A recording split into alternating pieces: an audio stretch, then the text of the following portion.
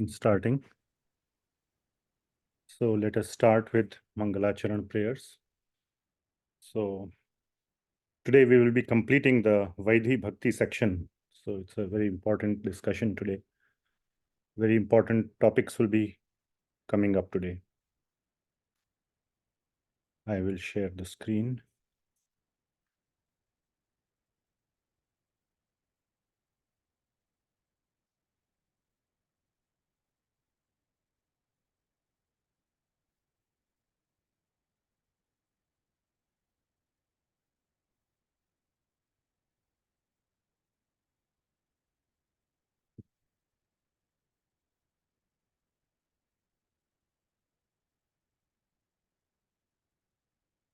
ॐ अज्ञानतिमिरान्धस्य ज्ञानाञ्जनशलाकया चक्षुरुन्मीलितं येन तस्मै श्रीगुरवे नमः। श्रीचैतन्यमनोभीष्टं स्थापितं येन भूतले सोऽयं रूपः कदा मह्यं ददाति स्वपदान्तिकम्।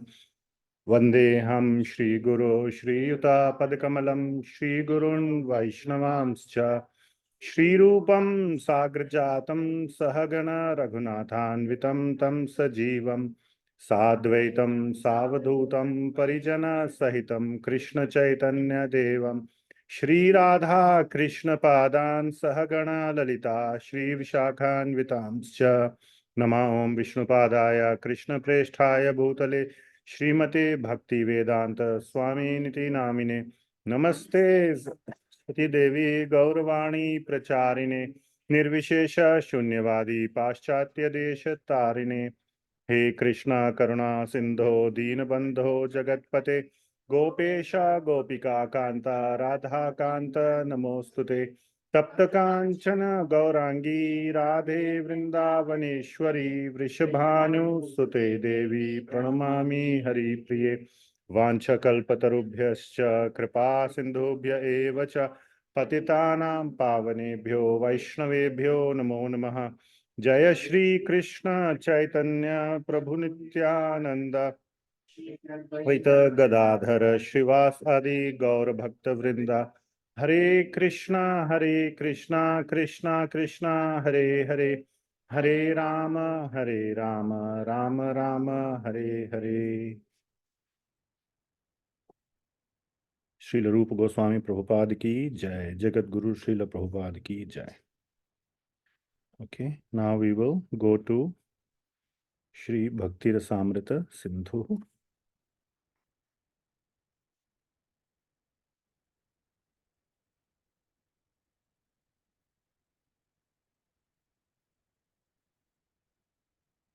Madhav Gauranga Prabhuji, you have raised your hand. Is there a question? No, Prabhuji. Sorry. Oh, sorry. Thanks. सुनो, टिश्यू चाहिए।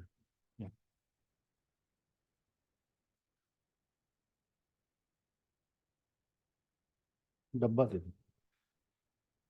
श्री भक्ति Rasamrita Sindhu by Srila Rup Goswami Prabhupada. English version, Nectar of Devotion, by His Divine Grace Abhay Charana Arvind Bhakti Vedanta Swami Srila Prabhupada. Srila Prabhupada ki jai. So in the room here we have some devotees. We are doing this hybrid, so we can sing together,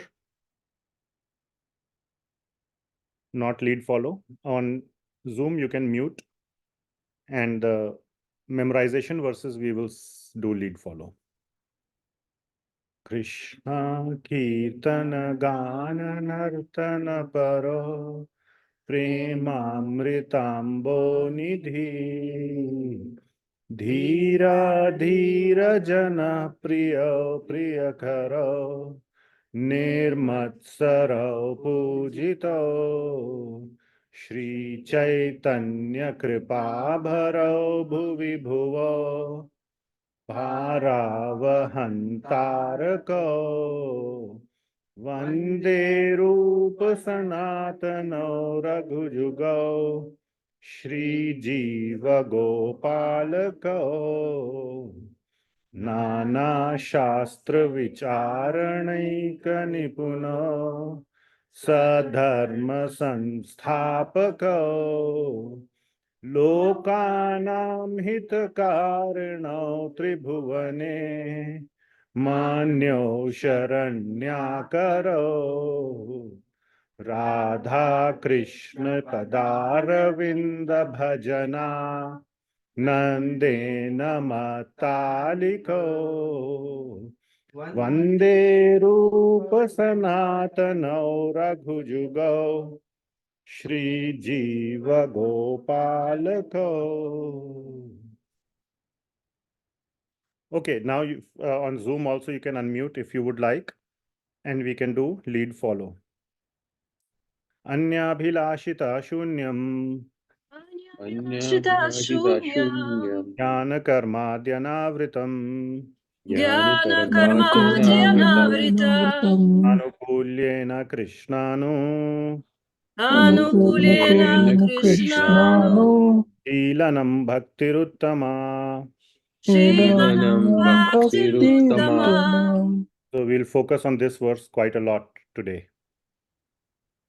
Sarvopadhi vinirmuktam Sarvapadi vinirmuktam Tatparatvena nirmalam Tatparatvena nirmalam Rishikena Rishikesha Rishikena Rishikesha Devanam Bhaktiruchyate. Sevanam Bhaktir-uchyate.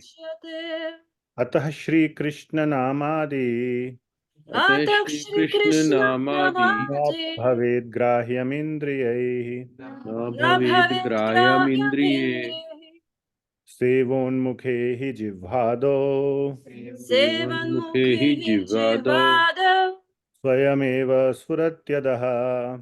swayameva suratyadaha. Now this one we will go through today. Our final verse of memorization we will cover today. Anasaktasya Vishayan Anasaktasya vishayan Tatharaham Upayunjataha yatharham upayunjataha Nirbandhah Krishna Sambandhe Nirbandhah Krishna Sambandhe Yuktam Vairagya Muchyate. Yukta Vairagya muchyate. Nice. So,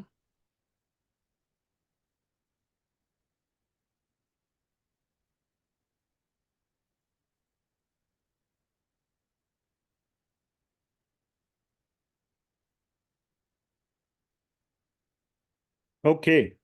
So last time, which was yesterday, as some of you may know, we are doing Friday also to catch up. So we covered the 64 limbs of bhakti. That's what we covered.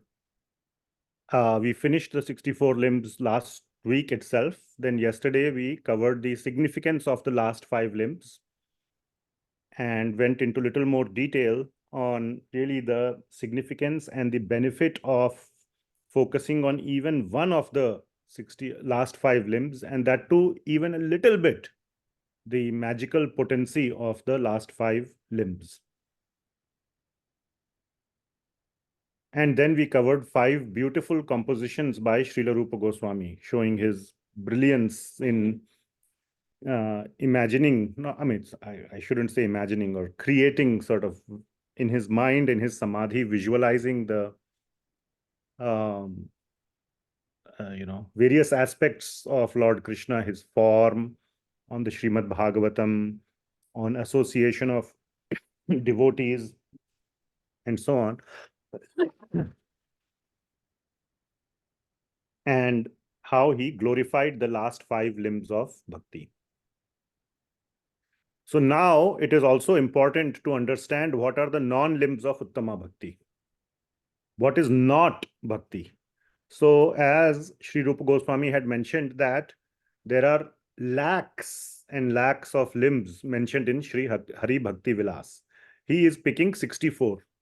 So one can think that, okay, this is also a limb of bhakti, that is also a limb of bhakti. I don't know, maybe like gardening or taking care of, some helping the neighbors, whatever, anything anybody can come up with. beautifying your face with all cosmetics. Any random thing anybody can come up with saying this is a limb of bhakti. And only Rupa Goswami didn't mention it as part of 64, but maybe it was 65th, 66th, or whatever, 100th. So just to be clear, what does not, these items, there may be many such items which may be the 65th, 66th, but these are certainly the ones that are going to come up are certainly not Uttama Bhakti. So at least we should know that. And these are, obviously, Rupa Goswami is not selecting any random limbs. These are the ones which have the most confusion, which people think are bhakti. So he is trying to very clearly, categorically clarify that one should, these are some of the common misconceptions that one should understand. These are not limbs of bhakti. And not that Sri Rupa Goswami just forgot to include them or thought it was less important, but still a limb of bhakti. So there are going to be, this is what we will cover today, up to 63. 64 to 69 is also another short topic. If time permits, I can cover it. I didn't prepare slides for it, but we can easily cover it. In any case, it's a big section, 46 to 63. How much is that? 18 verses, I think. So, on the non-limbs of Uttama Bhakti. And here is how they are categorized. So I have listed it down like a sort of a table of contents or a index. So here, this is just a summary of today's class. What you see at the bottom half is today's class summary. Okay, so here is what we will discuss. First, it will be discussed that karma, and karma especially as part of Varnashram duties. So we will go a little bit into detail of what are Varnashram duties, are not limbs of bhakti, and especially not limbs of Uttama Bhakti. So we will see how Varnashram makes one go through a very regulated, slow, gradual progress through spiritual elevation. Ultimately, it may lead to bhakti at all, if at all. But as it is, Varnashram duties are not bhakti by themselves. One should not think I am doing Varnashram duty, I am doing bhakti. Yes, in a future lifetime, by doing Varnashram duties, you may enter into bhakti. It may lead to your entry into bhakti, but it is not bhakti. Okay?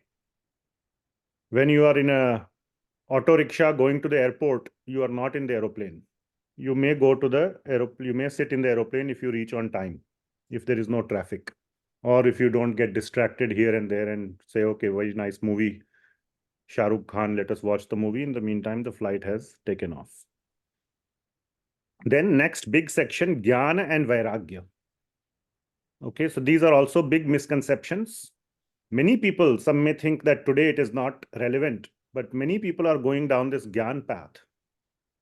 And more so Vairagya. And it is also said in Bhagavad Gita, 2nd chapter, 3rd chapter, 5th chapter, is all talking about, even 4th chapter, Jnana, Vairagya leads to Jnana, are all talking about Vairagya, sense, curbing sense enjoyment. So we will try to see the connection between Vairagya and Bhakti. But Vairagya as such is not a limb of Bhakti. 259, a very important one, Bhakti executed by dependence on wealth and followers. Adi is also there, etc. And then 60 to 63, developing good qualities. I am very compassionate, like vegetarianism. Yes, it is nice to be vegetarian, but Srila Prabhupada used to say even a deer or a pigeon is vegetarian. But you cannot call a pigeon as a bhakta. So being vegetarian or compassionate, truthful, so many people are truthful, but they may have absolutely nothing to do with bhakti. Okay, so these are the topics we will discuss, but most of the time will go in the first three. We'll spend anyway time on all of them. Okay, so first topic, karma. So karma is a non-limb of bhakti. And when I say bhakti, Uttama Bhakti. So the first, so the 246th, so we'll start from 246th, 246, and sammatam bhakti vijnanam bhakti angatvam na karmanam. So bhakti vijnanam means that who are learned about bhakti, sammatam, they have summarized or they have concluded that karmanam, karma is not a angatvam of bhakti. So basically that's what is being said, that karma is not those who are learned in bhakti, which Rupa Goswami is himself. It is his self-composition. It is not a limb of bhakti. And this was already clear from Jnana Karmadi Anavritam. I said we will refer to this many times. So what is the verse? Anya Abhilashita Shunyam Jnana Karmadi Anavritam. So two things have clearly been mentioned there.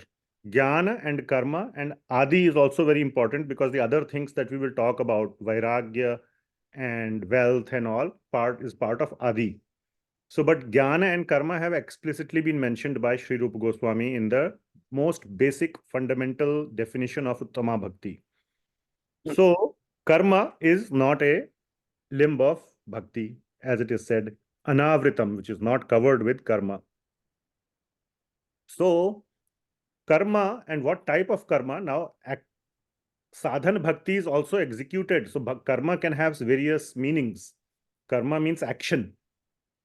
But one of the other meaning of karma is fruitive activities. And Sri Rupa Goswami is going to go deeper, and so does Sri Jiva Goswami and Sri Vishwanath Chakravarti Thakur and Srila Prabhupada go deep into the Varnashrama aspect of the karma. So, sakama karma or fruitive activities are not a limb of bhakti. Okay, so what is that? Gradual. What do they do? Yes, it is a good thing. We must follow.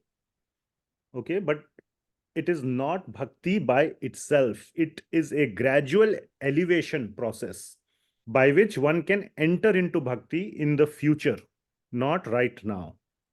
What are some of the examples of this? There are many examples, and we will go a little bit into some of these examples as well.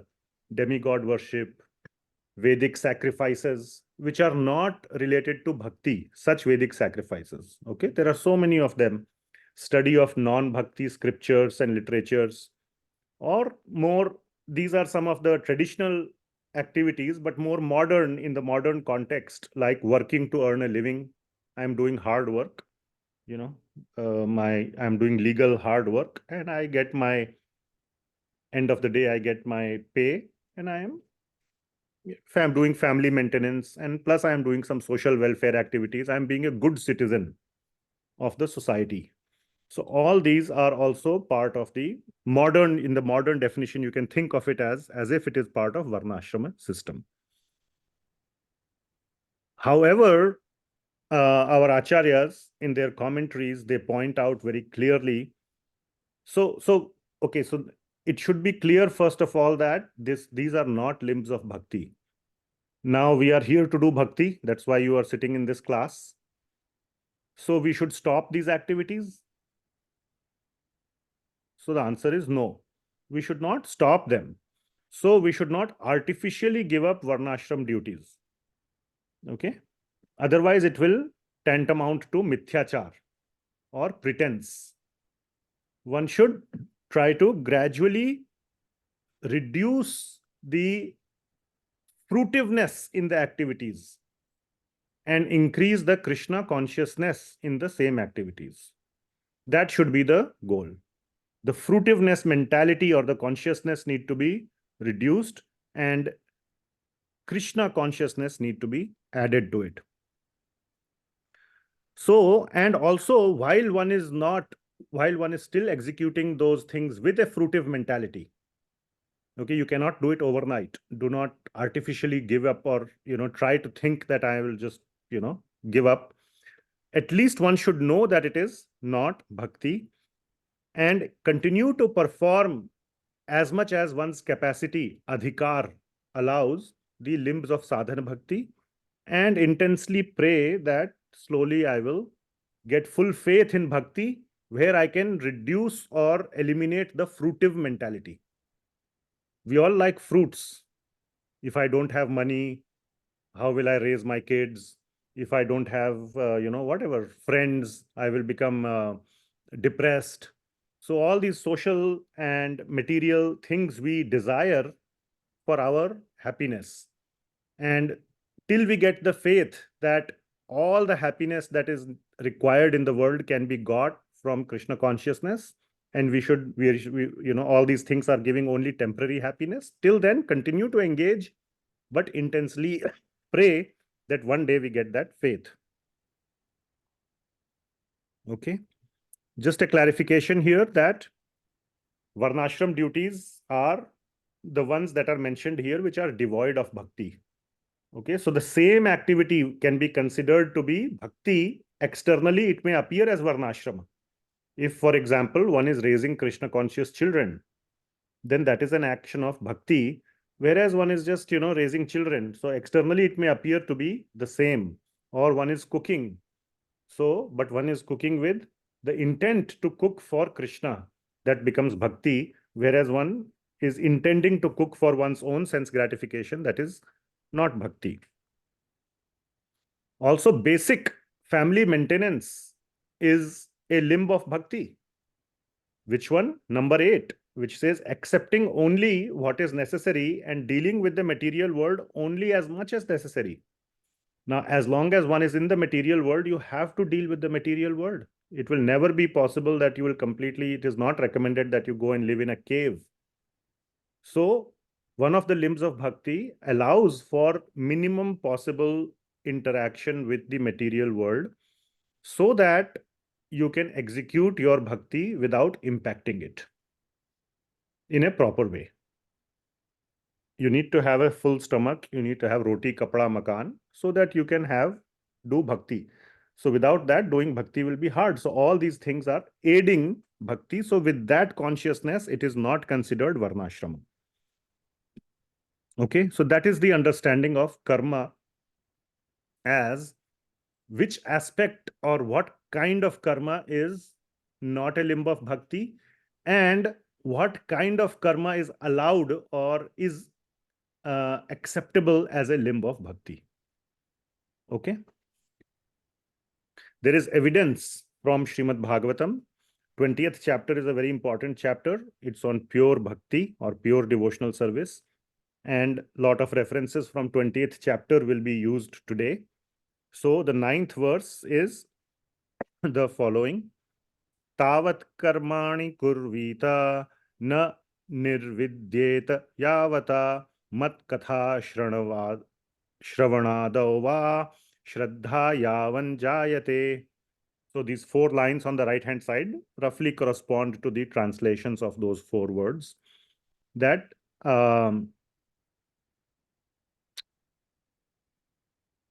Tavat karmani kurvita, one should execute fruitive activities till that time, as long as one is not detached from them, which means don't do it artificially. If you are really feeling attached to it, continue to do it, but engage in bhakti at the same time. Mat katha shravanadava. That, and as long as the taste for my katha has not arisen, shraddha yavan jayate, with faith has not yet awakened, till then continue to do those activities, which means you are trying to cultivate the taste in Krishna katha. So engagement in Krishna katha, continue to do that, and till that full taste has not awakened, you engage in your material activities. So once again, just quick summary points. Varnashram and Varnashram kind of at a sense can be defined as fruitive duties for gradual progress. Gradual progress in your dharmic life, and finally spiritual. So one should understand Varnashram is distinct from bhakti. Varnashram is not bad. Okay, what is bad? For example, sinful activities are bad. But Varnashram as such is not bad.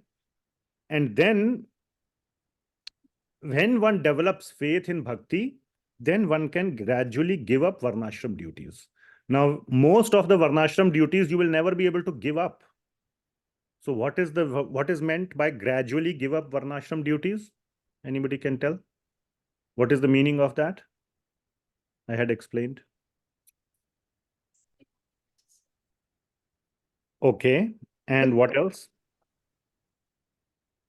Gradually give up Varnashram duties. What is to be given up? The fruitiveness. The fruitiveness in that activities need to be given up and replaced with Krishna consciousness. So that is called giving up Varnashram duties, and something which cannot be, which is not Krishna conscious at all, give it up completely. Okay. Now karmani, tavat karmani kurvita. Karmani refers here to nitya and naimittika karmas of Varnashram. Okay, so now this is a slightly complex topic. I have two choices. I can just display the slide and you can read it later on YouTube. Or you want me to go through it quickly. It will take 3-4 minutes. Go through it? Okay. So very quickly, this is from Jaiva Dharma. Jaiva Dharma is an excellent foundational text for understanding all aspects of bhakti. So quick introduction to karma terminology. So what is karma? Any endeavor carried out to sustain life is karma. Mental or physical. Okay. There are two types of karma, Shubha and Ashubha. Ashubha one, we don't want to deal with. We clearly know it is to be avoided. The fundamental there is Papa karma, or in Bhagavad Gita, we also say Vikarma. Right? So that clearly we shouldn't be doing. There's no need to have a class on that topic. Shubha karma is of 3 types. So we are subdividing categories, okay? Karma, then 2 types of karma, Shubha and Ashubha. Within Shubha, 3 further. Nitya, Naimittika and Kamya. I should have put Kamya first, but anyway, to get rid of that. But let's talk. Nitya karma, the traditional meaning of Nitya karma is daily, and Nitya means daily and constant, or Nitya, Nityam Bhagavata Sevaya. So, Nitya means all the time or daily, and obligatory duties. As part of Varnashram, we are talking traditional Varnashram understanding of Nitya karma. There is a Bhakti understanding of Nitya karma, which I will just mention in the end. So the Varnashram understanding of Nitya karma are so many things. Daily prayers you have to do daily. Varnashram system will say do in the morning, Surya Namaskar, and so many things. Dharmic duties for self-maintenance, go to the river, take a bath, this, that, all those things, social welfare activities. Truthfulness, you cannot say in the morning I will be truthful, in the evening I will be a liar. It has to be continuous, nitya, right? So all these are nitya karma. Naimittika karma are occasional ritualistic duties like offering oblations to forefathers on their passing away day, or in the Pitru Paksha, or in the, what is that called? Shraddha time, etc. Or executing penances for counteracting sinful reactions. Sometimes we do it on a regular basis, occasionally, because sinful activities are being performed. Even by breathing, you are performing sinful activity by killing something. Farmers, when they are plowing the field, so many living entities in the field may get killed because of the plow.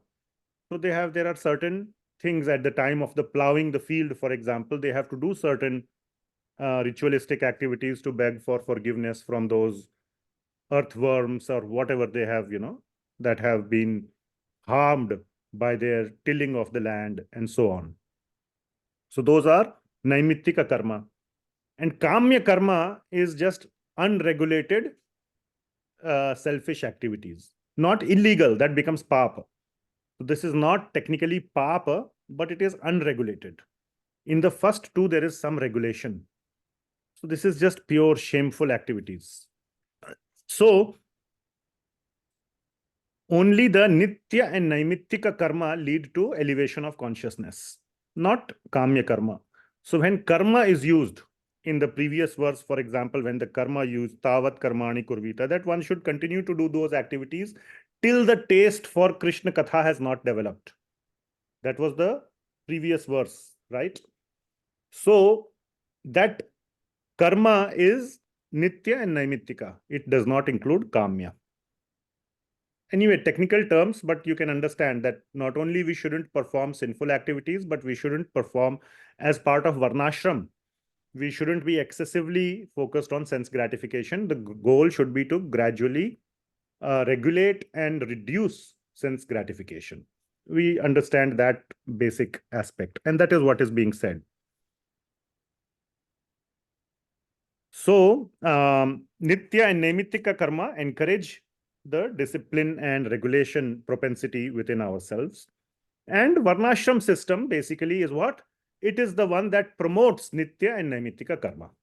So those examples were there, like I said, daily prayers, dharmic duties for self-maintenance, social welfare. Social welfare means, like, for example, as part of Varnashram, it is said you should give this much in charity, you should give this much for the temple, you should do, do all those kind of activities. So all those are, and naimittika karma, like I explained. So all those help in elevating the consciousness, and that constitutes Varnashram system. All right. So this is Varnashrama, and one should understand that is not bhakti. All right. Last, real nitya karma is Krishna bhakti. So in our bhakti scriptures, whenever the word nitya karma is used, or sometimes it is referred, it means Krishna bhakti, because that is our real nitya karma, and it cannot be naimittika. You don't do Krishna consciousness on Saturday, Sunday, and weekdays, you don't give it up. So it is not occasional, it is nitya. It is continuous. Okay? Any questions?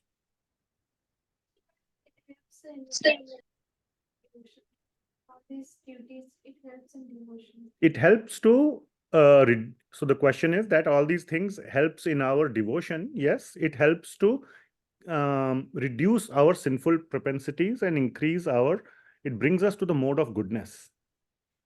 That's all it does. But we have studied from Bhagavad Gita also that mode of goodness is not equal to bhakti. Mode of goodness is the best platform for performing bhakti, but it is not bhakti by itself. You can find so many mode of goodness people who have nothing to do with bhakti. They are in the most ripe stage to execute bhakti, like they are dry wood. The moment somebody will spark, they will light up. Yes, they are in the right place. Now they need the contact with the right devotee. But as such, they are not devotee at this moment. So it helps us to bring us to that stage. They are not wet wood. Wet wood means even if you try to light it up, it will extinguish. It might even extinguish the lighter also if it is too wet. And if the lighter is not powerful, the lighter can become wet. Like, the preacher can become materialistic. So it... Huh? Nitya karma, which is daily and constant obligatory duties, and real nitya karma, they are both different. Yes. As part of Krishna bhakti, many of those nitya karmas are not needed. Now, it doesn't mean one should be a liar or those kind of things. There are certain aspects which should continue to be done, but certain things can be stopped. For example, everyday morning worshipping the sun is not part of Krishna bhakti. Anything else? Okay, today is going to be a long class. So maybe 2.5 hours or something. Please plan it. Otherwise, feel free to watch the recording. Attendance purpose, I will still consider first 1.5 hours. If you are present, you will get attendance. Those who have something else to do can leave early. Yes, Prabhuji. Hare Krishna, Prabhuji. Can you please give some examples for this kamya karma? Unregulated, activities. Maybe, just working too hard and neglecting your naimittika karma, for example, or your nitya karma for sense gratification. Now, it's not illegal, but you are doing something like that. Okay. Okay, Prabhuji. So this is it like it's Vedic recommended? I mean, it comes under the umbrella of, this. What I'm trying to say is that is this like something recommended in the scriptures? Okay, these kind of quote unquote activities are Kamya kamya karma is not recommended as part of scriptures. It is not part of Varnashram. It is contrary to Varnashram. Okay. Okay. That is what is said here. Only nitya and naimittika karma leads to gradual elevation of consciousness, and Varnashram system promotes only, I should have written, only nitya and naimittika karma. Okay, Prabhuji. Okay, thank you. Hare Krishna. Okay, so that is about karma. Now there is a big section on Jnana and Vairagya. So Jnana and Vairagya are also not limbs of bhakti.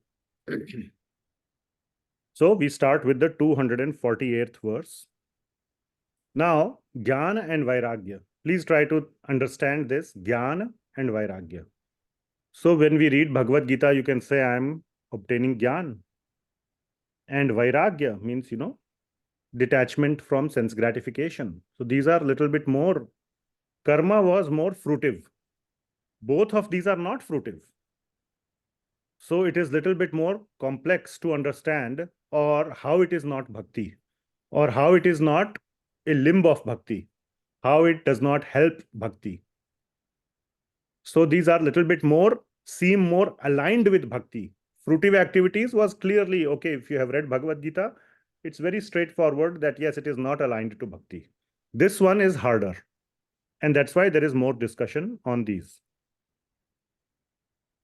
So first of all, Jnana and Vairagya are not, they are okay. They are not blockers. They are not inhibitors for entering into bhakti. They are not required, but at least they will not block you. So if you are a prior Vairagi or a Jnani, you can still enter into bhakti. So that is what some Jnanis or Vairagis may become bhaktas. So it's not going to stop you from entering into bhakti. And to go one step ahead, they are sometimes useful in the beginning stages of bhakti.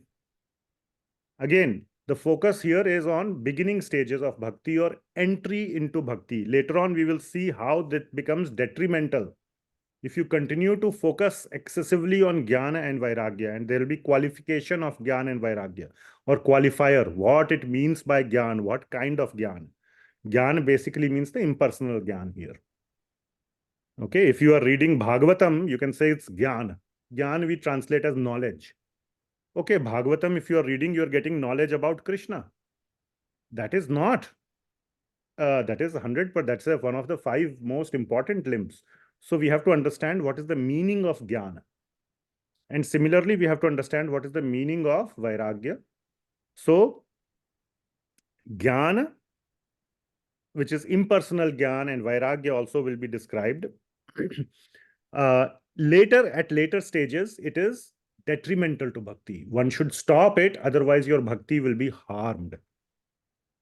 Okay, so therefore it's a non-limb.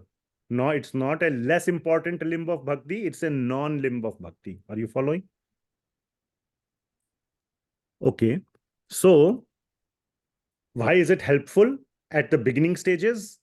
It is helpful because it causes detachment from material sense gratification. And if not detachment, at least it causes regulation and discipline. Okay, you don't eat like Bakasur, or always trying to, focus. The whole mind is sitting in the class. The mind is, when will I get food? Arey, theek hai bhai. You will get food, but, focus on the class. Why miss the class and, just, all the time just thinking about when will I get the food? So that is the gradual discipline aspect that it brings. So you get to listen to a bhakti class. So that way it is helpful in the beginning. Jnana is also, so that was part of the Vairagya. Jnana is also important. Okay, everything material. And Jnanis will know very well that at least that, oh, this matter is impermanent. What aspect of the permanent to attach to, whether it is the Brahman or whether it is Krishna, they don't know. But at least they will know that this whole thing is just useless. One day it will all be gone. So that way it helps in bhakti. Especially it helps in the first 20 limbs. So if you remember, the first 20 limbs were the foundation. But Jnana and Vairagya have absolutely nothing to do with the last 44 limbs. So it's a very clear sort of if you go through the limbs, you will see that yes, Jnana and Vairagya help quite a bit with the first 20 limbs, but for the last 44, they are actually detrimental. One of the limbs, for example, is honoring prasad, the last 44. Now, one Jnani will say, I don't need to eat anything. I will just, I will stop breathing also at the highest level of Jnana. Bhakta will never say that. If prasad is brought to him, then he will immediately have it, even if he is, has taken a vow that today I will fast. Unless, of course, it is Ekadashi or some other bhakti fast. Or even if the doctor has said, don't eat anything. If he sees prasad, he will honor. Okay. So recall, in the beginning, we had said one of the criteria for entering into bhakti is some attachment. Full detachment makes you actually disqualified for bhakti. We had discussed it in the beginning. So that there is a connection. Okay. Okay. So Jnana and Vairagya is not a limb of Uttama Bhakti. That's what we are saying. The question can be why? Why? Seems aligned. Why only entry? Why not all the time? We will see that. I have been saying that it is detrimental. Later on, it will become detrimental. In the beginning, it is okay. But later on, it will cause a problem. Why? We will see in the next verse. So just wait. And I had already covered Jnana refers to Brahma Jnana. Okay? Or the impersonal Brahman. And Vairagya means renunciation of those things that even please Krishna. So if something pleases Krishna and you say Vairagya. If nice plate of prasadam is coming in front of you and you're saying, you're being told it is prasad. No, I cannot eat all this halwa puri. For me, I just need sukhi roti, dry chapati, please. So you reject Krishna prasad. That is not Vairagya. Okay. So here that Vairagya is being mentioned, which is not healthy, is one which is contrary to Krishna consciousness. That Vairagya is being referred to here, which is not a limb of bhakti. At the same time, like I said, too much attachment, I need to Vairagya, Jnana, then where will the focus on bhakti is, not going to be there. Jnana and Vairagya require a lot of mental capacity. So we need to focus the mind, smarana, on Krishna, not on curbing our senses. So all these are some of the reasons, and then we will see another reason in the next one. And finally, the point is that Jnana and Vairagya come as a result of bhakti. We will see this. There will be a specific verse by Śrī Rupa Gosvami to hammer this point. Not the other way around, that Jnana and Vairagya lead to bhakti. Bhakti leads to Jnana and Vairagya. So that kind of Jnana and Vairagya that comes out of bhakti, that comes from bhakti as a result of bhakti, is very nice. We will have a discussion on all of these topics today. What is that Jnana and what is that Vairagya that comes from bhakti? And that is 100% good. But this is the kind of Jnana and Vairagya which is not good, and which is, I have mentioned here, that Brahma Jnana and Vairagya from those things that are pleasing to Krishna. We should not do Vairagya from those things. So why? Why is Brahma Jnana or why is total Vairagya from everything? not okay is not a limb of bhakti. Why is it? Any thought? Yes. We have in the room and then we'll come online. We need to have some attachment, but some detachment goal. You are giving an evidence, but I am asking for a reason. There's a difference. What you are saying, yes, because Rupa Goswami said so, therefore, that's the answer. That's fair, very fair. I am asking for a little bit. In this case, a more logical answer is present. Yes, Shamlila Mataji. Hare Krishna, Prabhuji. So, Prabhuji, with Vairagya, I feel like there's a very thin line between indifference and becoming cold. Like with Vairagya, it's pretty easy to cross over that line without realizing that you've actually become cold rather than just be indifferent to things that go around. Sure. Good. Yes, Sharv Sakti Mataji. Hare Krishna Prabhuji.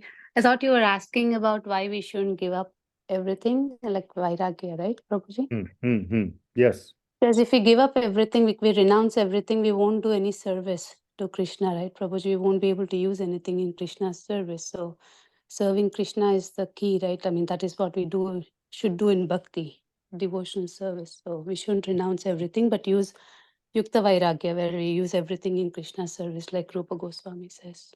Yes, we will cover that exact thing today. Good. We renounce things that belongs to us, but nothing belongs to us. Okay, And so we won't come if everything belongs to you. yeah, so Damodar Krishna Prabhu is saying, that how can we even renounce anything when everything belongs to Krishna? So we are incapable of renouncing. Yes. Jnana always tries to find some logic in everything. In devotion, we can't find logic in Very good point. praying. Sure. So Shamishri Mataji is saying Gyan means lot of logical discussion. In Bhakti, there is not much logic, which is true, very true, because Bhakti is based on a person. It's not impersonal. Impersonal can have, then you can have equations and logic. Like mathematics, it's impersonal. So equations and logic has to be applied. Bhakti, how can you apply logic? And Krishna is a very illogical person, if you think about it. So cannot apply logic. All very good points. We'll move forward. So like one of the devotees said, I think Shamlila Mataji said, Jnana and Vairagya make the heart hard, or you can say make the heart cold. So that is the fundamental point. And whatever we discussed later are also sort of sub points in the same thing. That why it makes the hard heart. Why it makes the heart hard. Or why it makes the heart cold. Let's put it that way. Because in Jnana, so we'll take it separately, Jnana and Vairagya. In Jnana, the whole, I have witnessed, if on YouTube also, if you Google or something, you will find some, don't call it Samvad. Samvad is very congenial, like Krishna Arjuna Samvad or Parikshita and Shukadeva Samvad. You should search for Vad or Vivad. Jnanavad, they will have like, oh my God, they will be out to not a Jalpa or a Vitanda, but even at a Vad level, there's just so much, but it's like a heated debate. And Jnanis used to have such debate. And then the winner or the loser becomes a disciple of the winner. That was the system, that was the tradition. So you have to have mastery over all the 6 branches. Nyaya, Vaisheshika, and this, that, all these things, and you have to, you have to basically, have a mastery over it and defeat other person's arguments.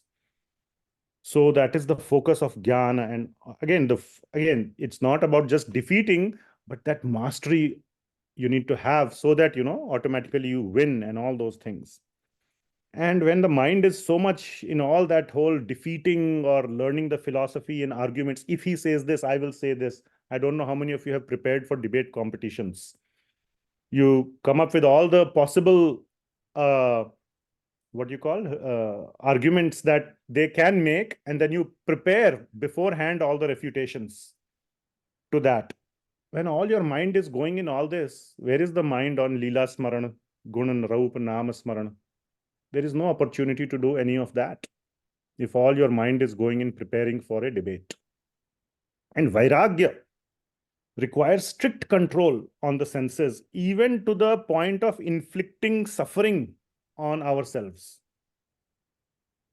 Okay, even one would at a certain point consider breathing to be a luxury or a comfort. One has to give up breathing. In Bhagavad Gita, it is said. 5.27 and 28 verses say that one stops breathing. And that is the ultimate stage of samadhi. So such strengthening, one can call it strengthening of the heart and the mind. My heart is or mind is so strong, doesn't need, whatever, makes it hard. So these are the reasons why it becomes hard by strictly following the process of Jnana and Vairagya. First of all, nobody follows it today, but in the strict sense, this is the problem. But in Bhakti, there is no need to do any preparation for defeating anyone. You don't have to defeat anyone. It's a very nice and loving and very cooperative situation. And there is no need to control the senses to such an extreme level of like self-torture. Jnanis, they will sit in summer in a ring of fire in summer, and in winter, they will go and sit in the middle of a river in the night. I mean, extreme torture they will do to control the senses. They will try to become like Prahlad Maharaj without focusing on Vishnu. So that if anybody tries to even kill you, you don't feel it. So that is their goal ultimately. And it becomes very impossible. Some control is needed. It doesn't mean it's an open season for sense gratification, but not to that extreme level. And most importantly, in Bhakti, Krishna and Bhakti Devi help the devotees by helping them to advance further.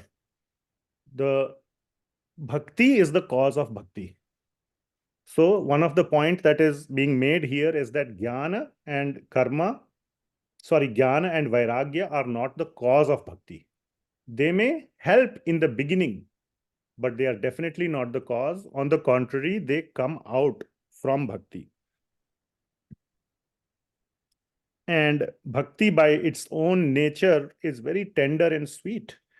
Thinking of the Lord's sweet form, qualities, Leela, and his devotees, parikaras, etc. is just a very, very sweet aspect which makes the heart soft. It doesn't harden the heart.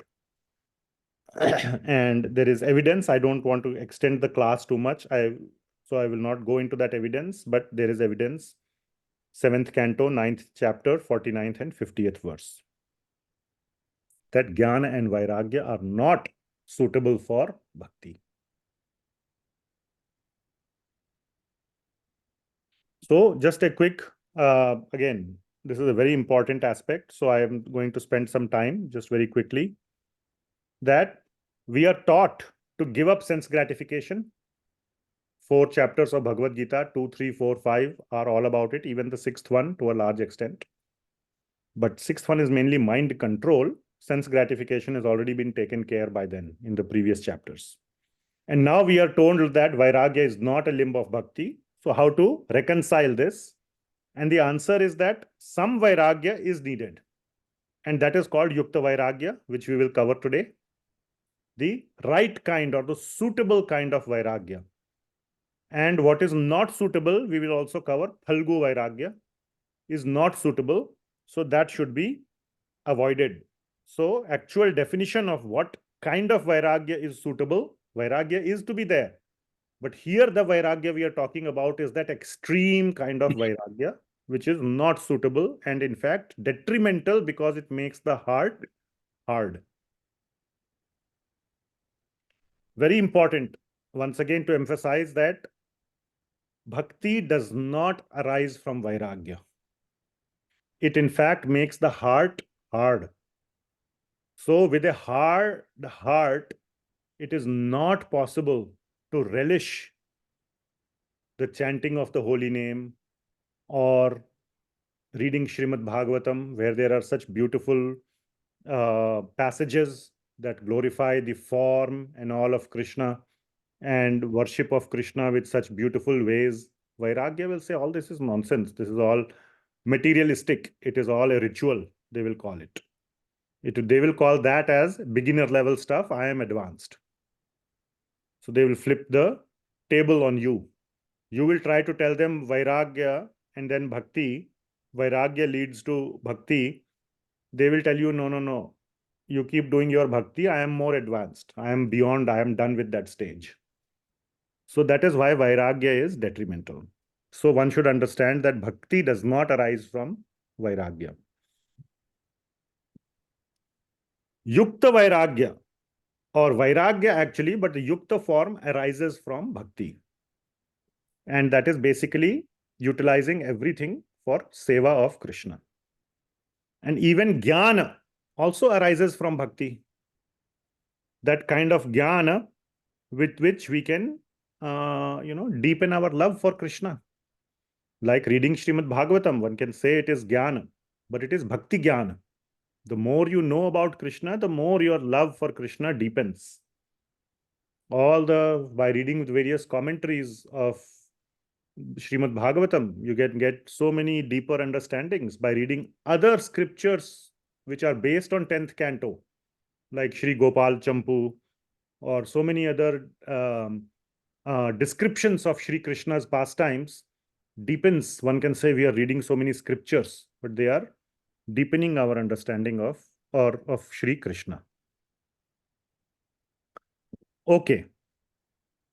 Now,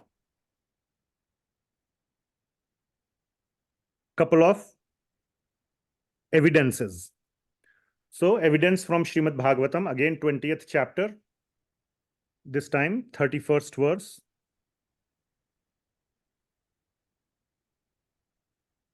Tasman bhakti yuktasya yogino vai mad atmana na jnanam na cha vairagyam prayah shreyo bhavedya.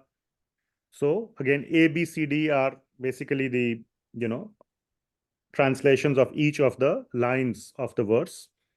So tasman mad bhakti yuktasya. So for a devotee who is engaged in my bhakti, in my loving service, yogino vai mad atmanaha, with his mind fixed on me, na jnanam na cha vairagyam prayah shreyo bhavedya, that the cultivation of knowledge or jnana and vairagya is not the means for attaining the highest perfection within the world. So in Srimad Bhagavatam it is being said so. On the contrary,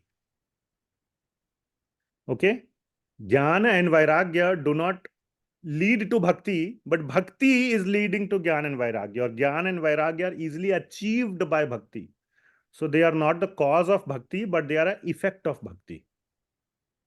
Okay, so we will see this. This is the 251st verse, 251. Kintu jnana, so here is the rough or the translation. Kintu jnana virakti adi sadhyam bhaktiyaiva siddhyati. So the goals, the sadhya of jnana and virakti means vairagya, detachment. The goals, the sadhya of jnana and virakti, or jnana and vairagya, adi and other processes, which means karma, are indeed achieved by bhakti alone. Bhaktiyaiva siddhyati. So from bhakti, you get the same goals of jnana and vairagya.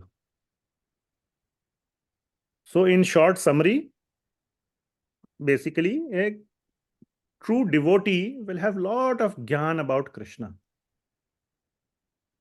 And with that jnana, he can have complete absorption in Krishna. He can meditate on the pastimes of Krishna all day long. And if he needs to have some jnana, by the way, like the impersonal jnana, he can just request Krishna and Krishna will come and give him. Chalo bhai, kya chahiye tumko? And it happened in one case. Anybody remembers where it happened? Govind Bhashya. Dhruva Maharaj. Dhruva Maharaj, he got bhakti. But in the case of Sri Baldev Vidyabhushan, when he was supposed to write a commentary on Vedanta Sutra, which is the ultimate, considered the impersonal document, which is the backbone of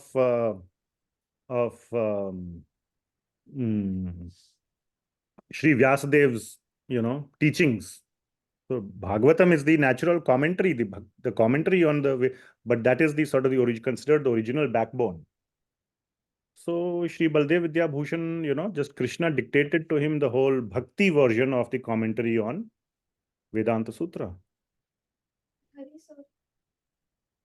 Sri Harisuri is just writing a very sweet commentary on versified or commentary on 10th canto, first 49 chapters. Krishna gave him he gave him all the knowledge of the pastimes, then he wrote it in very sweet verses. That is what is written. Okay. Yes. Okay. So Sri Jiva Goswami mentions that the goal of Vairagya. So yes, Radhakanta Prabhu, you have a question? Yes, Prabhuji, please finish your thought and I'll ask that question. Okay, after this slide. So the goal of Vairagya is Jnana, and the goal of Jnana is liberation. So ultimately the goal is liberation, or you can say Jnana is also an intermediate goal, but it is a goal in liberation. For a devotee, Bhakti results in Jnana about Krishna. And if some other Jnana is needed, Krishna will happily come and give to the devotee. Like Srila Prabhupada, when he was in doubt, when he was having trouble, Krishna used to guide him how to build the temple, how to overcome problems. Krishna guided him even in, of course, every single thing he was doing was related to bhakti, but seemingly materialistic things. How to get, this problem solved, that problem solved. Krishna would solve those problems. So bhakti results in jnana, and bhakti results in two types of mukti. Okay, one is Jivan mukti right here. For a pure devotee, he doesn't need to go to spiritual world. He is liberated while he is in the material body, because ultimately mukti means serving Krishna.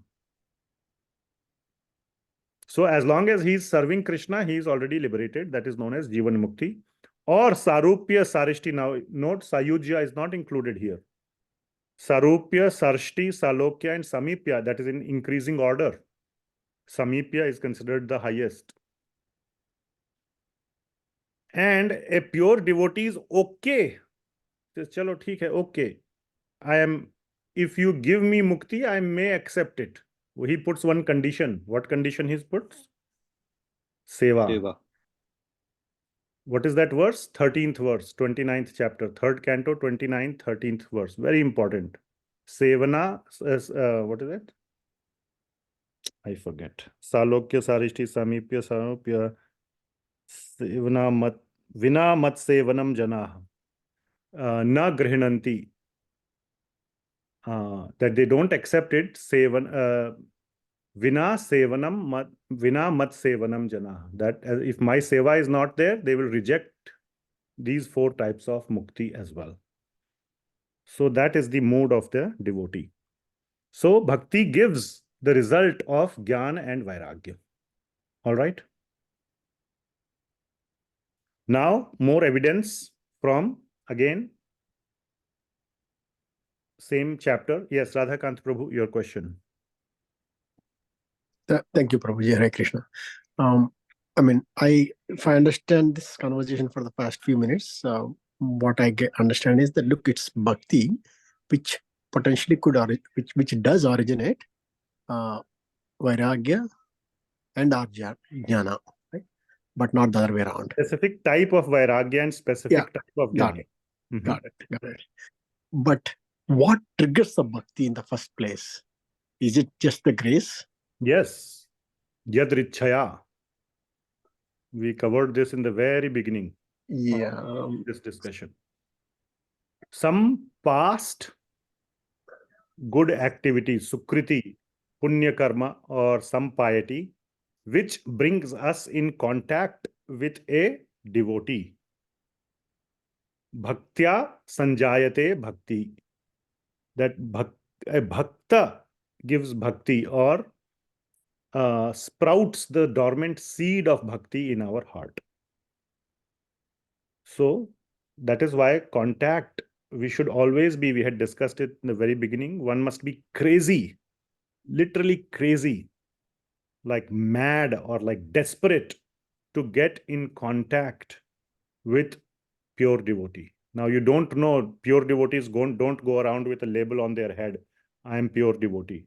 So be desperate to get in contact with as many devotees. There can be some basic check, at least externally, you can do about a pure devotee. So as long as some basic external things check, try to get their association, try to do some seva, and try to get their blessing. Now, internally, maybe they are pure devotee, they are not. You are not the judge.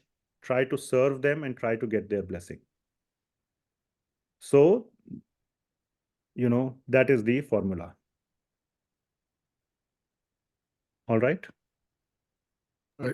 Can I have a, Yes. can I have a follow-up? So what I'm trying to think through is that,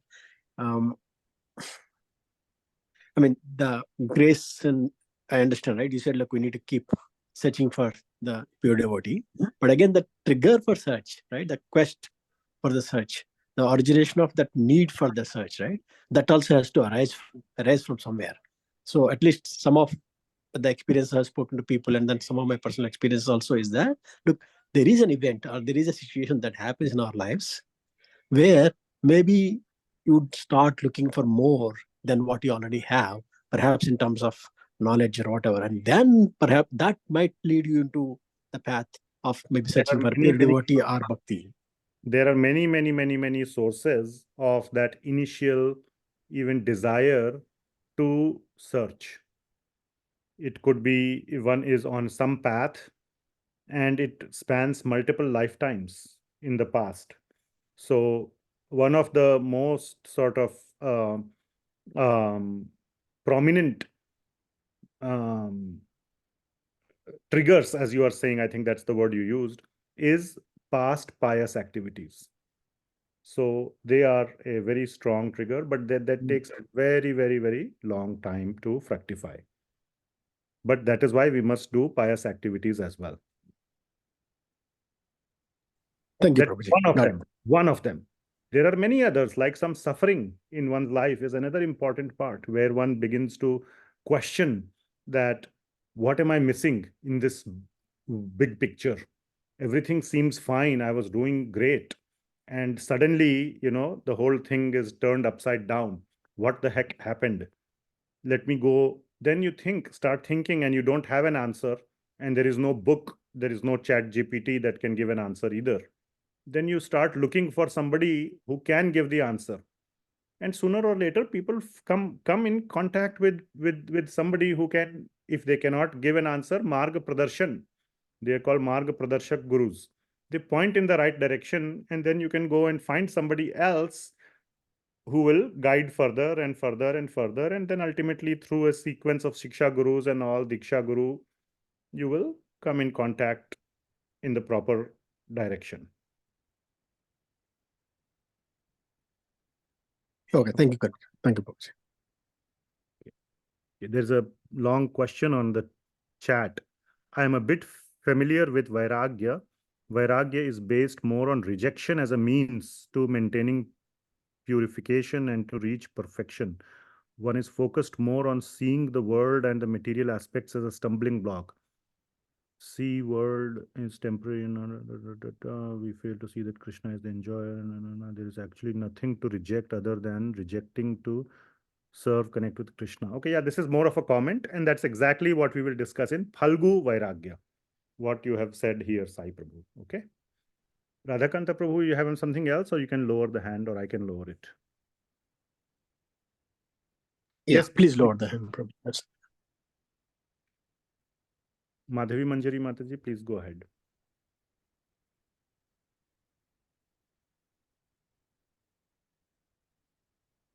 Okay, I think you raised your hand by mistake.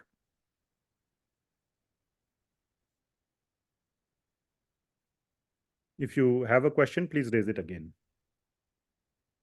Okay, now some evidence from Srimad Bhagavatam. Like Parikar Bandhan, Pana, that example, does that follow like somebody just heard name of Krishna Yeah, in some lifetime and that's how the trigger happened? yeah. So my wife is saying like somebody hears the name of Krishna, not just chanting Krishna, but hearing is also powerful, and the journey starts. So we had discussed this concept of Baddha Parikara a couple of classes ago. So the journey starts, it's a long journey, but it starts. Agyat Sukriti, yes. All that. You didn't want to hear the name, you were just passing by and somebody, put it in your ears, whether you like it or not. Okay. So from the Srimad Bhagavatam, I won't go through the Sanskrit, but the translation says very directly that everything. So the point here is that bhakti is the cause, or bhakti results in Jnana and Vairagya. That is the topic. As you can see from the previous slide, Jnana and Vairagya achieved by bhakti. So this is evidence from Bhagavatam. Everything that can be achieved by fruitive activities, penance, knowledge, detachment, mystic yoga. So you can see knowledge here, Jnana and Vairagya. Knowledge and detachment, Jnana, Vairagya. Yoga, dana, dharma, mystic yoga, charity, religious duties, and all other means of perfecting the life, one's life, is easily achieved by my devotee through loving service to me.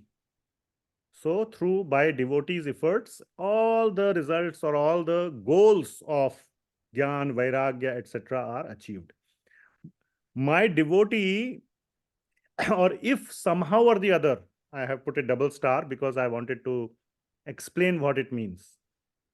It's an evidence from Srimad Bhagavatam, but it says that kathachid yadi vanchati, somehow or the other, vanchati, vancha kalpatarubhyascha, we say. Vancha means desire. So vanchati, if he desires, what? Swarga, apavarga, mat dham. Swarga means swarga loka, material swarga. Apavarga means liberation beyond all these worlds, which is apavarga means liberation. Or mat dham, my residence, my abode. He easily, mat bhakto labhate, anjasa means easily attains it. One can ask a question, why would devotee want swarga? Why will he want it? If by chance Lord is saying he wants, then the question comes, why he would want ever swarga, for example, or liberation. Chalo, mad dham we can understand, but why swarga or why liberation? So what is the answer? Out of curiosity. Out of curiosity? Okay. What else?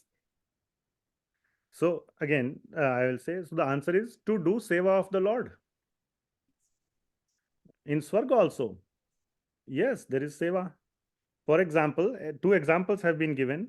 One is above and one is below. Swarga is Chitraketu Maharaj.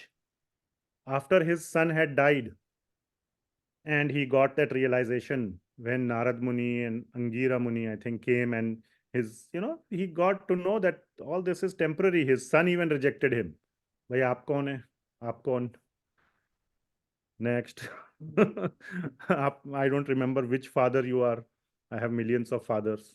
So he got complete, knowledge, self-realization, and then he used to travel all the way in the Gandharva Loka and Swarga Loka and all, singing the glories of the Lord, along with the Gandharvas and all. But he was a pure devotee. It's not like he was doing sense gratification. Another example is Prahlad Maharaj.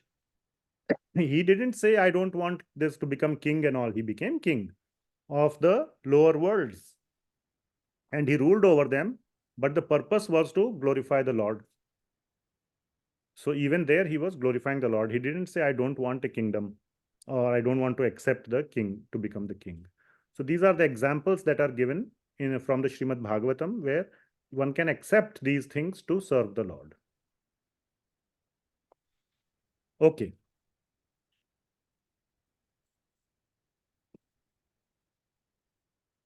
Now, not only, now we talked about Jnana and Vairagya. Not only does Vairagya come from Bhakti, but any Vairagya that is lingering, that was there in the beginning of Bhakti, or not, sorry, not Vairagya, any attachment to objects that was there in the beginning of Bhakti is also destroyed by Bhakti. So there is a verse which is composed by Sri Rupa Goswami that Bhakti not only gives the result of Jnana and Vairagya, it produces Vairagya as well. So Vairagya comes from Bhakti. Not only the result of Vairagya is obtained, but Vairagya itself comes from Bhakti. And then in the next verse will be our memorization verse. So this is a precursor to that verse. Ruchim udvahatastatra janasya bhajane hareha vishayeshu garishto api ragah prayo viliyate. So ruchim udvahatas tatra. If one has this ruchi in some objects, or if a person has taste, no, sorry, not in objects, in janasya bhajane hareha, in doing bhajan of Hari, Vishayeshu garishto api, that if one even has garisht, means very strong attachment to Vishayas. Vishaya means sense objects. Ragah prayo viliyate, that attachment is destroyed as one does his bhakti. So bhakti leads to Vairagya. How does bhakti lead to Vairagya? That will be described in the next verse. So, and for that, we have to understand what is the real meaning of Vairagya. And that develops as part of Bhakti, and then all other Vairagya is left behind. So we will see now the proper meaning of Vairagya. So before that, let us just understand the whole sequence of the upcoming 2 verses.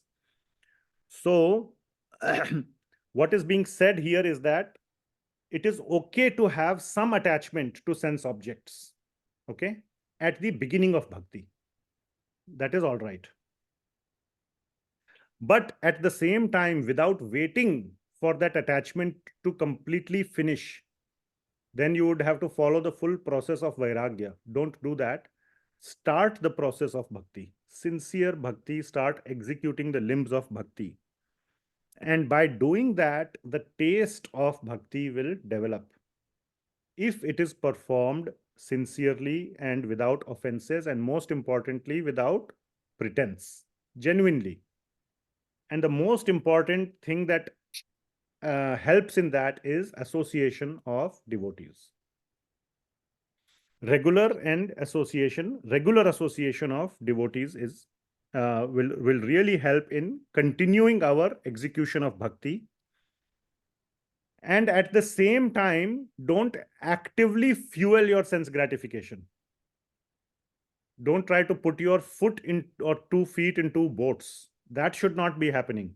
Like I said, temple in the morning, nightclub in the night.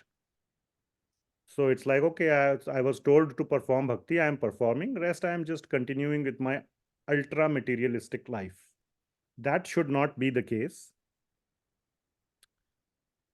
And then, if there are objects of sense gratification, use them as long as they are favorable in your execution of bhakti. So continue to do that. And then when the taste will develop, when the taste in bhakti develops, then this attachment to material objects will fall off.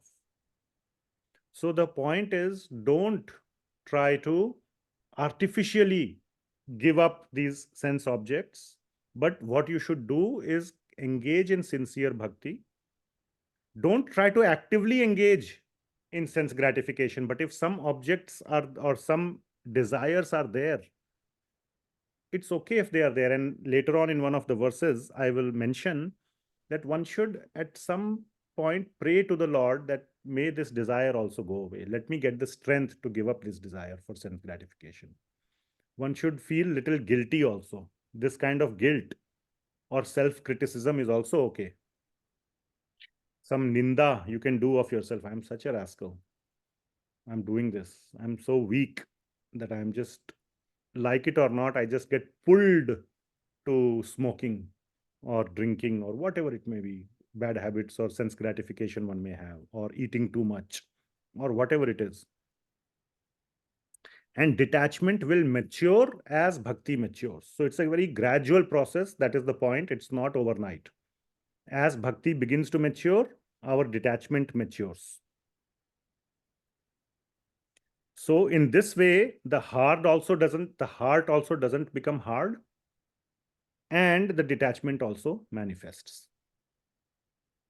without hardening of the heart, because you are not doing any of those self-torture activities and trying to just try to defeat others, and just that whole engagement in those very ugra, very fierce activities are not being done. So the heart doesn't become hard. And there is a very nice another praman from Srimad Bhagavatam that bhakti leads to Jnana and Vairagya. From second chapter, it's a very famous verse. Vasudeve Bhagavati Bhakti Yoga Prayojitaha Janayatashu Vairagyam Jnanam Chayad Ahaitukam. So Jnana and Ahaituka means causeless Jnana and Vairag come in those who are doing bhakti to Shri Krishna. So one immediately, Janayatashu means immediately or very quickly one achieves causeless Jnana and Vairagya. Now, we come to those two famous verses about what is suitable and what is useless or unsuitable Vairagya. So this is 255 and 256, Yukta Vairagya and Phalgu Vairagya. Yukta Vairagya means suitable Vairagya, and this also is suitable Vairagya for entering into bhakti. Now it's a complex verse. One, you can see more simple interpretations of it, simplified versions, but I have gone through multiple commentaries and tried to understand all the aspects of this verse. So two lines, especially from this verse, are complex to understand, and we must try to understand them well.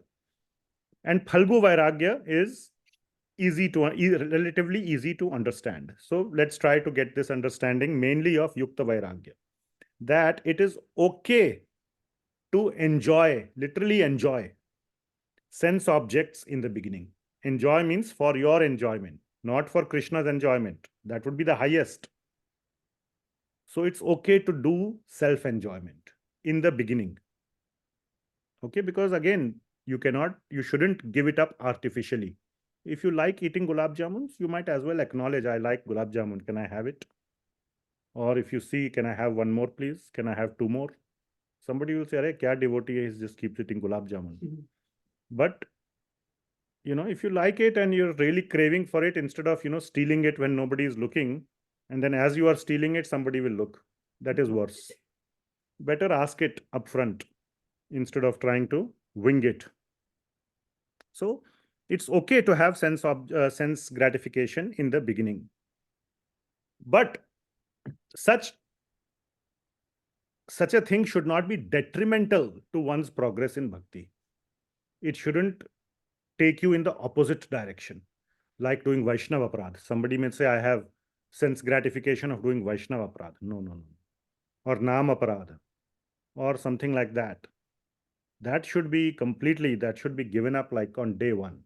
You should stop doing it. Then one is of a demoniac mentality pretty much if one is doing that. But sense gratification, if I eat 5 gulab jamuns, okay, fine, it's not going to impact my bhakti today. If I do Vaishnava aparadha, it is going to impact it big time. So for example, initially, eating or honoring Mahaprasad, visiting holy places. So these are some of the examples that are given, that in these examples, there can be an element of sense gratification. That, I'll go to a new place, I will, get to meet new people. There will be some, sense enjoyment there. I'll, go for travel. Travel is a big sense enjoyment. Traveling, that's what people do on vacations, travel. So it is sense enjoyment, but you can go to a holy dham, and then it becomes, you can have, you cannot, no need to say, oh, I'm just doing dham yatra, I have zero sense gratification. So it is okay to have some component or some aspect of sense gratification in that. But at the same time, maintaining the consciousness that Krishna's happiness is topmost as much as possible. It may not be possible 100% of the time, but as much as possible, try to think that I am doing this as a seva, as a service to Krishna. And also realize that even a little sense gratification is ultimately detrimental. There is a difference between sense gratification and self-maintenance. So eating plain food can give self-maintenance. You don't need to eat 5 gulab jamuns for self-maintenance. So there is a difference. Everybody knows more or less what is the line between sense gratification and self-maintenance. So sense gratification is ultimately detrimental. One should feel sorry for it. One should even criticize or feel guilty, and pray to the Lord to give the strength to overcome such sense gratification. But definitely do not perform the limbs of bhakti and constantly keep engaging in sense gratification externally or even in mentally. Like one is sitting in the class and constantly thinking about when will I get food, or many other more deeper levels of sense gratification. So that would be completely detrimental. So this is sort of the meaning of the next two verses. The essence of the next two verses is this. So let us look at the next two verses. This is the famous one which we are supposed to memorize. Anasaktasya vishayan yatha araham upayunjataha Nirbandhah Krishna Sambandhe Yuktam Vairagya muchyate. So the middle two lines are the complex ones. Anasaktasya vishayan.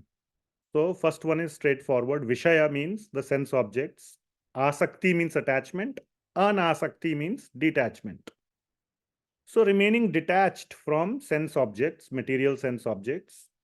Yatha arham upayunjataha. Now this needs a lot of explanation, and even Nirbandhah and Krishna Sambandhe also needs explanation.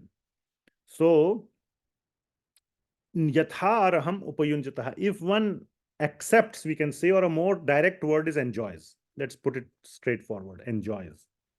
It's okay if you enjoy.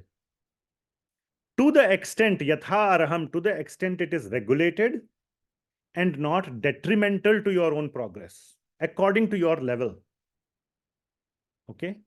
Now for a sannyasi who has, completely got control over his udara, and he eats 5 gulab jamun, for him it may be a step backward. But for me, it is not a step backward. So according to one's level, it has to be there. And plus, it shouldn't be detrimental. It shouldn't take you backward. To that extent, it is okay to enjoy it. At the same time, Nirbandhah Krishna Sambandhe, one remains always connected to Krishna, Krishna Sambandha. One remains always Nirbandha. Means it is not bound by any time limit or anything. Always Nirbandha. If you look in the Sanskrit dictionary, one of the meaning of Nirbandha is perseverance. I looked at it, and you can also look at it. So perseveringly connected to Krishna Bhakti, or perseveringly connected, always remaining connected to Krishna. That means always keeping Krishna in the mind.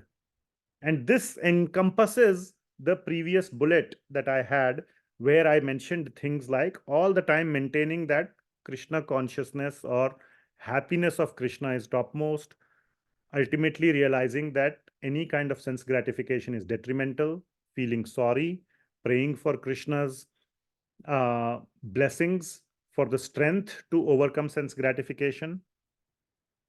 All that is part of Nirbandhah Krishna Sambandhe. Because by doing all those things, you are remaining connected to Krishna. At the same time, at your level, you are accepting it. Yatharham upayunjata. You are accepting the enjoyment. Okay, I am at this level, I will enjoy. But it should be favorable. Even the object, the other meaning of Nirbandhah Krishna Sambandhe is that the object is also favorable to Krishna Bhakti. Okay, so it is gulab jamun as long as it is Krishna Prasad, not cigarettes. Nobody will offer cigarette to Krishna, so it will never become prasad. So never take it. And even gulab jamun, don't take it unless it is offered to Krishna. If you really like it for your sense gratification, at least connect it to Krishna, Krishna Sambandha. Make it Krishna Sambandha. And then take it. Okay? So then it becomes Yukta Vairagya at a beginning level. This is at a beginning level. This is not for advanced devotees. Okay, advanced devotees will not do sense gratification. They will do self-maintenance, but not sense gratification. Yuktam Vairagya Muchyate. Such detachment is suitable for bhakti. And detachment, that is, which means that even at a mental level, one is not constantly thinking. Now, to understand Yukta Vairagya, you must understand what is not Yukta Vairagya. That is the significance of this verse.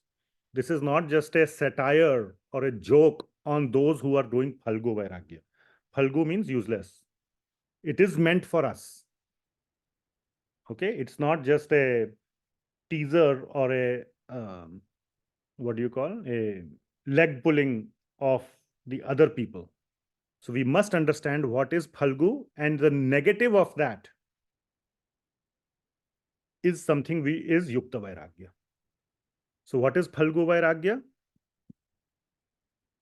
Prapanchikataya buddhya hari sambandhi vastunaha mumukshubhihi parityago vairagyam phalgu kathyate.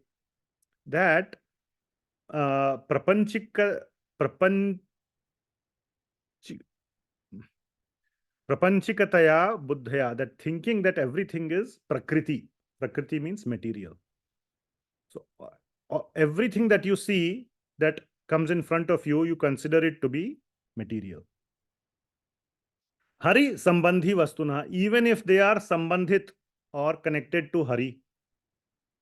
For example, prasad of Hari, you say, it is material. I have stopped eating everything.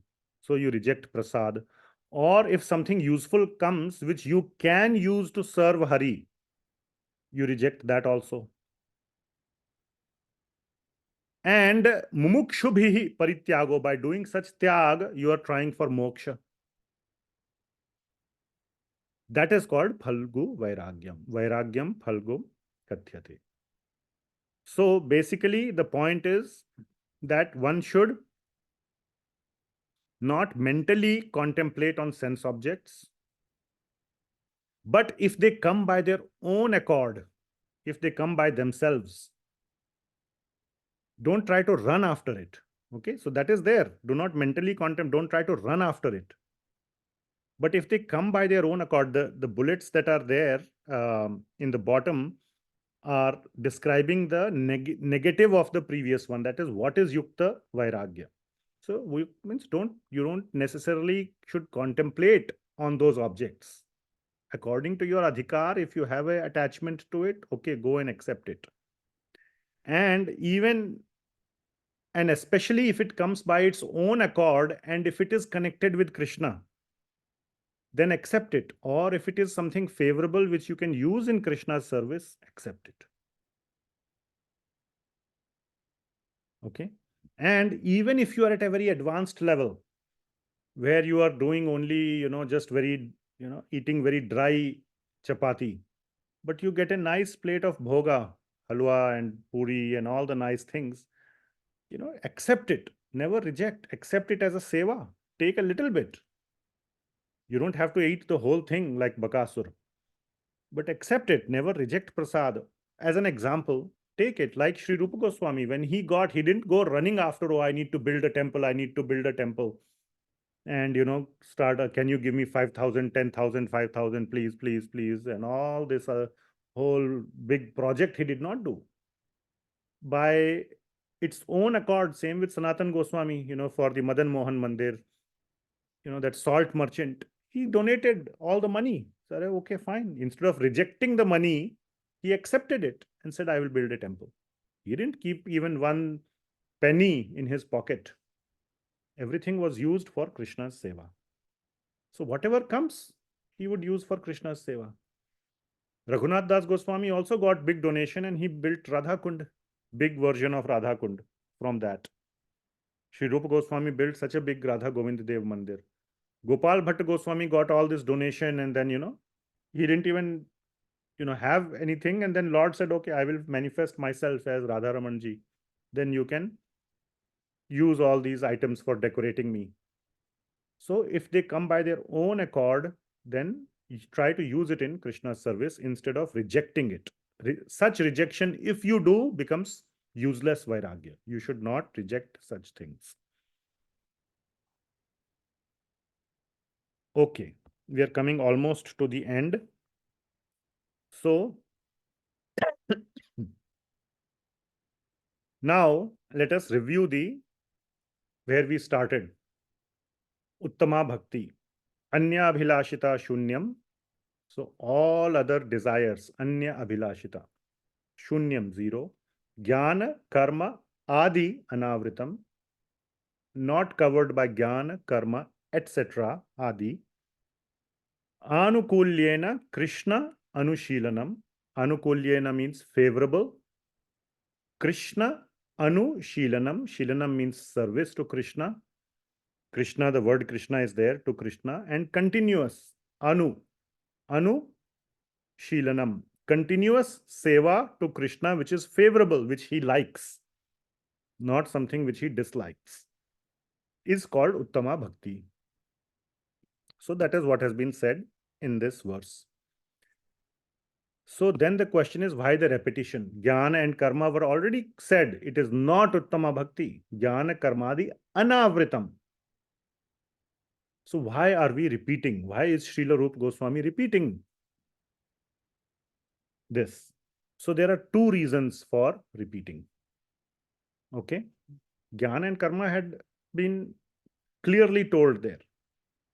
So Jnana and karma were directly in the verse, and Adi includes Vairagya. Those are the three things that have been discussed so far. Jnana, karma, and Vairagya. So there are two reasons for the repetition. One is to re-emphasize the point that Jnana and karma and Vairagya, which was not in the verse. So that is the other reason to further clarify the topic of Vairagya. So that nobody should remain confused that Vairagya also is not a limb of bhakti. Okay. And to re-emphasize the point, it is so important that Jnana and karma are not limbs of bhakti, of Uttama Bhakti.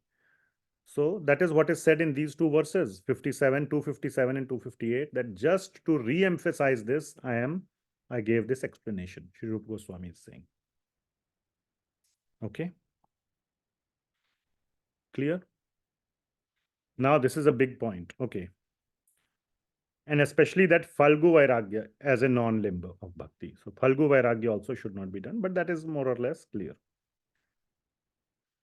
Big one, money and disciples. Very big one. This is also even in Rupa Goswami's view, this is directly a verse. 259 is a verse by Sri Rupa Goswami. It is self-composed, not a evidence from Purana or something, where he is saying that the dependence on money and disciples is also not a limb of bhakti. So he says, Dhana Shishya Adi Bhir Dwarair. Okay, Adi is also there, etc. Dhana Shishya Adi. Dwarair, bhakti that is done, you can have two meanings. Dwarair means dwara, unke dwara. You understand Hindi mein dwara? That done by that or with the help of that. Dwara means unke dwara kiya hai, by depending on him. And another meaning is dwara here means door. Basically using that as the entry point. Okay, using wealth or using the followers. Ya bhaktir upapadyate. If one does bhakti like that or thinks he is doing bhakti like that. Viduradvad uttamata hanya tasyascha na angata. That it is very viduratvad uttama. It is very far away from uttama bhakti. Bahut dur hai. It's totally, he's saying, it's completely not even close to uttama bhakti. It's very far removed from uttama bhakti. Hanya, and it is harmful. And therefore it is not tasyash. Tasyash means to uttama bhakti. Cha na angata, and therefore it is not, cha means it is far away and it is harmful. Na angata, it is not considered a limb of uttama bhakti. So what it means? Now we have said you should donate money for temple and all that, or we think that, okay, we will do some job and donate. Rupa Goswami said, and we studied 50% for Vaishnavas, 25% to relatives, and 25% for any rainy day emergencies. So what is the meaning of dependence on wealth and followers? So let us understand that a little bit. So first of all, Adi, where is this money and disciples in the Uttama Bhakti verse? Jnana karma Adi anavritam. So that Adi includes all this. Just like Adi included Vairagya, it also includes these items. And it will include those other items as well, good qualities, which will be the last topic. Compassion, intelligence, whatever, truthfulness. So anyway, so all that he could have included in one verse, but he's giving special emphasis on money and disciples. So first of all, it is included in Uttama Bhakti verse in the Adi, Anavritam. And then what it means is the following. When Sri Rupa Goswami is giving 50% or he's saying 50% or whatever we are giving to Krishna for seva, we do it as seva bhava. Of course it is bhakti, yes. But many people just give money with no bhav, with no feelings. And they think they are doing bhakti. While working, also you must feel that I am earning money for Krishna. I need to give this much to Krishna. I committed to Krishna to give this, so I am working. Then it becomes bhakti. But if you are doing bhakti or you are working and earning money just like anybody else, like your neighbor, let's say, who is now completely not devotee, and by the way, you are just donating, or more problematic, or donating is one thing, you donating it for some material benefit. It's like a Srila Prabhupada says business deal. I call it 11 rupee insurance. These days you cannot buy any insurance for 11 rupees except for in the temple. Bhagwan insurance is very cheap. 11 rupees you can get all insurance. Accident bhi na ho, disease bhi na ho, car insurance, home insurance, or medical insurance, everything you try to buy for only 11 rupees. So with no bhava, or one of the common example is paying a pujari to do worship of Krishna while I watch TV. That is important, while I watch TV, not while I am working. If I am working to earn the money with that bhava and then I am paying somebody, that's fine, maybe. But I want to do sense gratification. Somebody said I should pay, I am paying. Then that is not bhakti. That is definitely not Uttama Bhakti. Another example, I have seen this personally. Followers. Now we can say only Guru has followers. Everyone has followers, at least those who have children have followers, because children follow parents. I have seen this personally. We do Bhagavad Gita classes. So many requests I get. Sir, I want my child to do Bhagavad Gita. Then I ask, what about you? No, I don't need. 4 to 6, I will bring my child. You can teach him Bhagavad Gita. I will go do shopping. So, forcing your followers to do it.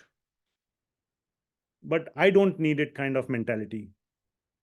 Or thinking that by my child doing it, I will get some sukriti, some benefit. Sorry, he will get the benefit, not you. Many people have this, that if my child does, I feel that I am doing something for God. So that may be a good thought, but Sri Rupa Goswami is clearly saying that is not bhakti. He is putting it outside the boundary of bhakti. So asking followers, and even in case of gurus, maybe it is like that. I don't know. I haven't spoken to any such guru, but somebody may think, oh, my followers are doing so much, preaching. I can just sit in the temple and whatever donation they bring, I will nicely eat and live. And I don't need to do any seva. My followers are doing now. So what is the need for me to do now? Some guru may think like that. I have zero evidence of that, but I'm just making it up. That is not bhakti. That's the literal meaning of this. So one should not consider that. So an important thing to note is that none of the 64 limbs require any money or followers. Think about it. Well, some money you can think, okay, these days, if you are say, one of the thing was to go to Mathura, I have to buy plane ticket. Okay, fine. All those things are there, some, but or for Archana, you can do simple Archana with a simple lamp and a stick. Doesn't require much money, but other than that, most of the limbs don't require even any money. Any money. To do parikrama of Bhagavan, to do stuti of Bhagavan, no money is needed. To read Bhagavatam, you can think, okay, I need money, I need to buy Bhagavatam, or at least I need to buy a computer to read it online. Okay, fine, whatever. But you get the point. No money is needed. And one should not self-manufacture or self-interpret that, oh, I have to do this big project. Now I need money. Many people don't take the example of Rupa Goswami and Sanatan Goswami, where money came by its own accord, and then they took on big projects. Now we take up big projects, and then we chase after the money and followers. Who will do this seva? Who will do that seva? Who will do that seva?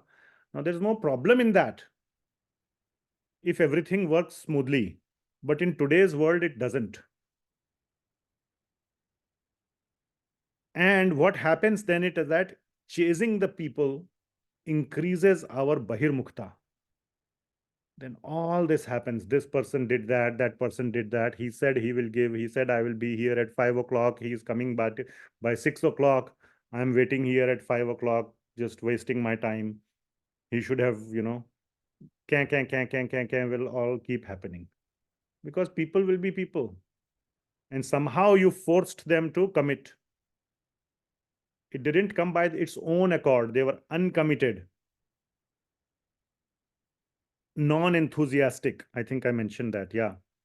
So if money and followers show up with commitment and enthusiasm out of their own accord, certainly utilize it in Krishna's service. Otherwise, you are signing up for a whole boatload of bahirmukta.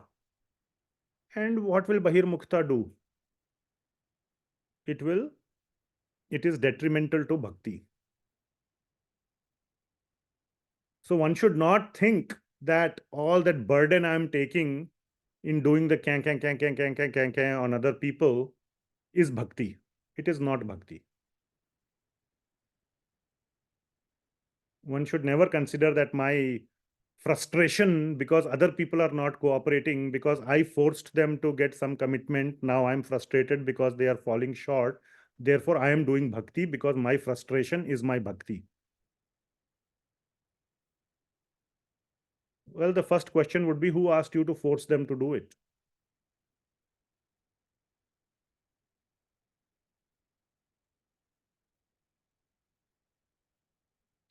Okay, last one is on good qualities. So possession or development or cultivation, good qualities can be cultivated. It's not a God gift. Some of them may be God gifted, like beauty or intelligence. Intelligence also, I believe, can be cultivated, but beauty definitely is God given. These days you can do plastic surgery and a whole bunch of, I don't know, lipapoti cosmetics, but still there is some inherent beauty, we can say, or intelligence. But most of the other qualities can be cultivated, like cleanliness, non-violence, truthfulness, discipline, compassion. These are cultivatable. So whether cultivatable or possession of good qualities are also not a limb of bhakti. On the other hand, bhakti gives rise to good qualities. And I'm telling you, it can give rise to beauty as well. I have seen some devotees. They look so beautiful. Even men, I'm not just talking about women, okay? So they look so beautiful, like radiant. There was one devotee, he's like 65 and he was wearing a turban. I thought he's 30-year-old.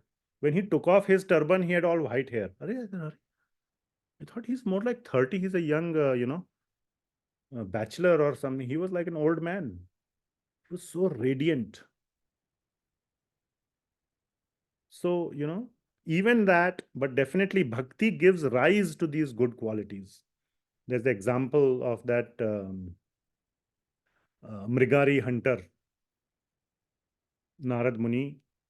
He, just small association from half killing animals, he became pure devotee.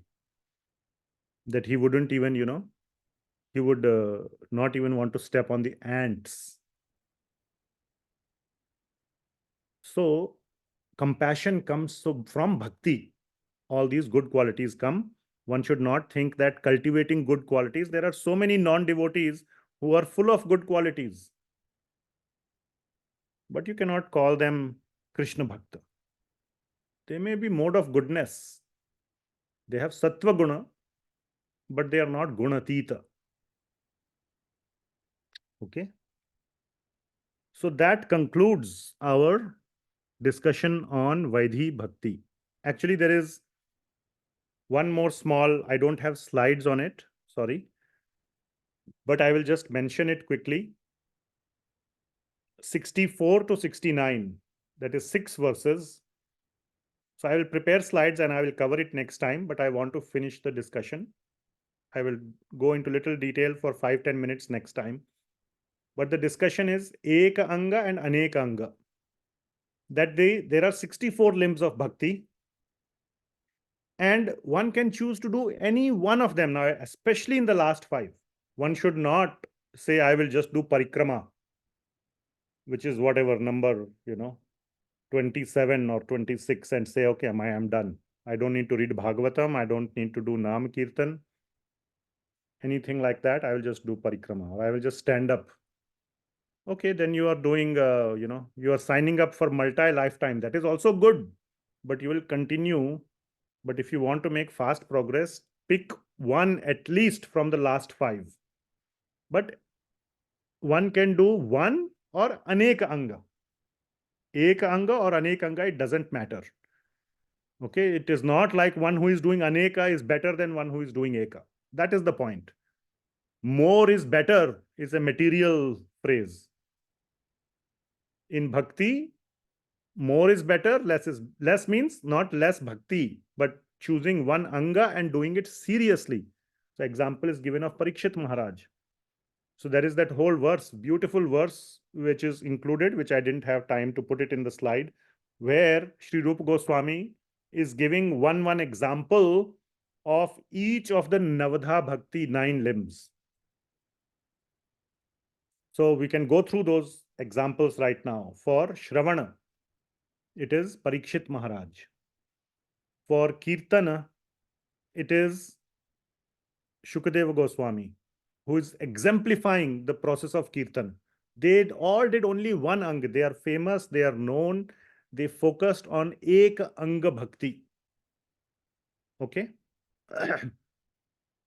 So Parikshit Maharaj for Shravan, Shukadev Goswami for Kirtan, then Smaran, Prahlad Maharaj for Smaran. Then next, Archana, Archanam, Vandanam, Padasevanam. So Archana is Prithu Maharaj, Vandana is Akrurji, and Padasevanam is Mother Lakshmi. And then Dasyam, Sakhyam, Atma Nivedanam. So Dasya is Hanumanji, Sakhya is Arjuna, and Atma Nivedanam is Bali Maharaj. So these are the 9 personalities, and all are, great. I mean, they are the topmost. Absolute. Who can compete with Hanumanji or Parikshit Maharaj or Shukadev Goswami or, Mother Lakshmi and all? So they all performed Ek Anga Bhakti. And then there is an example of a wonderful devotee who did all 9 angas. Who is that? So the example given is, yes? Ambarish Maharaj. Ambarish Maharaj, yes. So Ambarish Maharaj did all the 9 limbs of bhakti. So it doesn't mean Ambarish Maharaj is better than Hanumanji or Hanumanji is better than Ambarish Maharaj. Not like that. So the point being made is whether you do this or that, do it according to your liking, your interest, not by force, what comes naturally. And that is a wonderful segue into our next topic, which is Raganuga Bhakti. Bhakti that is done spontaneously or that comes from within, that comes naturally. So whatever bhakti you are doing, of course, it has to be aligned. One cannot say, I'll play cricket. So cricket is not an anga of bhakti or something. So one can say, naturally it is coming, so I will do that. Or anything, whatever, watching Netflix. So you cannot self-manufacture, but within the framework of bhakti, whatever natural comes, 1, 2, 3, all 9, all 64, doesn't matter. Do it with a lot of bhava and a lot of feeling, keeping Krishna, trying to make Krishna happy. That should be the goal. So always remember, what is that? Tasmat kenapi upayena manah Krishna niveshayet. Somehow or the other, focus on Krishna. And the other verse, what is that? Smartavyah satatam Vishnu vismartavyah na jatuchit. Always remember Krishna. Find a way to remember Krishna and never to forget Krishna. So that is the sum and substance of the whole discussion. So now we have covered the entire Vaidhi Bhakti today. Now we will start with Raganuga Bhakti. Next time will be, I'm not sure when the class will be, I will announce. But we'll try to do quick progress. Now for those doing Bhakti Shastri, please beware. A whole bunch of homeworks are going to come your way. So there has been a drought, the akal of homework. So now there will be baadh or flood. But we will not have classes couple of times because visiting devotees are coming. Most importantly, Hari Parshad Prabhu is coming end of this month. So I will be extremely busy. And but so there'll be time to do the homework. But now you can absorb yourself in Vaidhi Bhakti. And with this, we have also completed till chapter 14 of Nectar of Devotion. 1-4. All right, questions? Yes, Ashish Prabhu.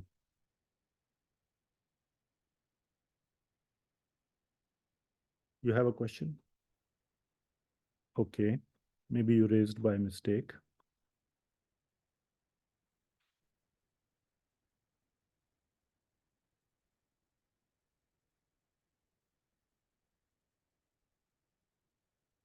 Are you allowed to unmute? Is everybody able to unmute? Can somebody unmute and say something? Yes, yes, Prabhuji. Hare Krishna, Prabhuji. Okay, Yes. good, Hare good. Krishna. Okay, I thought that sometimes the Zoom permission is not there. 1 minute. So I'm looking at some of the questions that came on chat. I will try to read them aloud. I will see. So Sai Prabhu, if you have a comment, maybe you can just say comment colon and question colon. So that way I will know which ones are questions and which ones are comments. So that's one request to you. Gopakumar went to Swarga from Ganga area by just effect of chanting, but he had heard and wanted to see Upendra there. So the chanting helped him to go to Swarga, and he even became Indra for some time. Actually, he became a king on earth. He became even Brahma for a while. So Krishna gave him all such positions, but Gopakumar had no attachment to the position. Yes, wonderful. Another example of that devotee getting several things, but they are not attached. As the Sudama Brahman, classic example, he got so much opulence, but he did not misuse that or get deviated from his bhakti. Okay, I think one can travel together with Krishna or one's deity, yes. And one can, and Rupa Goswami and all used to do that regularly. And one can involve Krishna in all activities as one's friend, yes. I think independent-minded enjoyment, leaving out Krishna, is what we need to be wary of, yes.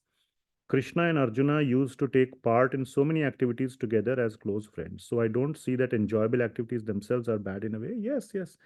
Enjoyment are not bad, but at the highest level, the goal should be Krishna's pleasure, not my pleasure. Okay, there can be the pleasure aspect.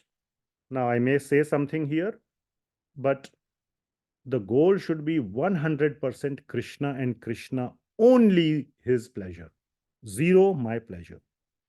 And the classic example that is given is that of Kubja versus the gopis.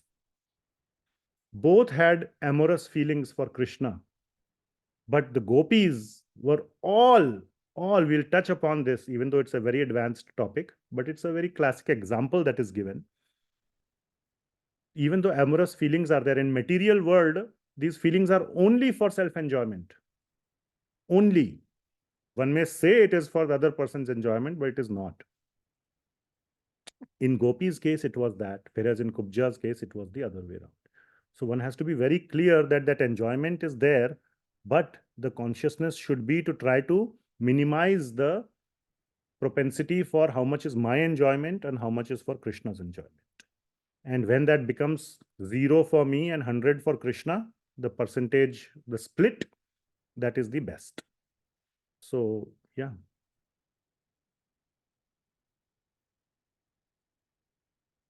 And to be perfectly clear, even hatred for Krishna, as long as it is 100%, is great. This is baffling. But that is, Kena api upayena manah Krishna niveshayat. This is very baffling. But it is extremely hard to hate even somebody in the material world with full focus. The focus is more on me. But if one directs full hatred, and the classic example is Shishupal, and that is why he got liberated. So the goal should be full focus on Krishna, 100, and 0 on me. Shishupal had 0 focus on himself.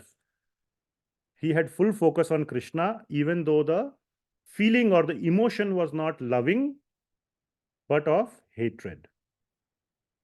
So we will go into this topic in Raganuga Bhakti. It starts with that discussion, actually. A child wanting to go on a roller coaster may take his doll Krishna as his friend and has fun together. Isn't that bhakti? So I think I explained that here. So the Uttama Bhakti is Anya Abhilashita Shunyam. And in Anya Abhilashita, Mama Sukha. As long as it is Shunyam, it is Uttama Bhakti. That's the simple answer.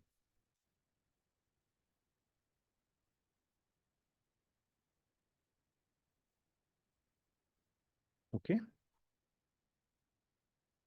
Yes, other questions? Yes, Prabhuji. I was trying to understand this, Prabhuji. Cleanliness, compassion. Many times it is said that cleanliness is next to godliness.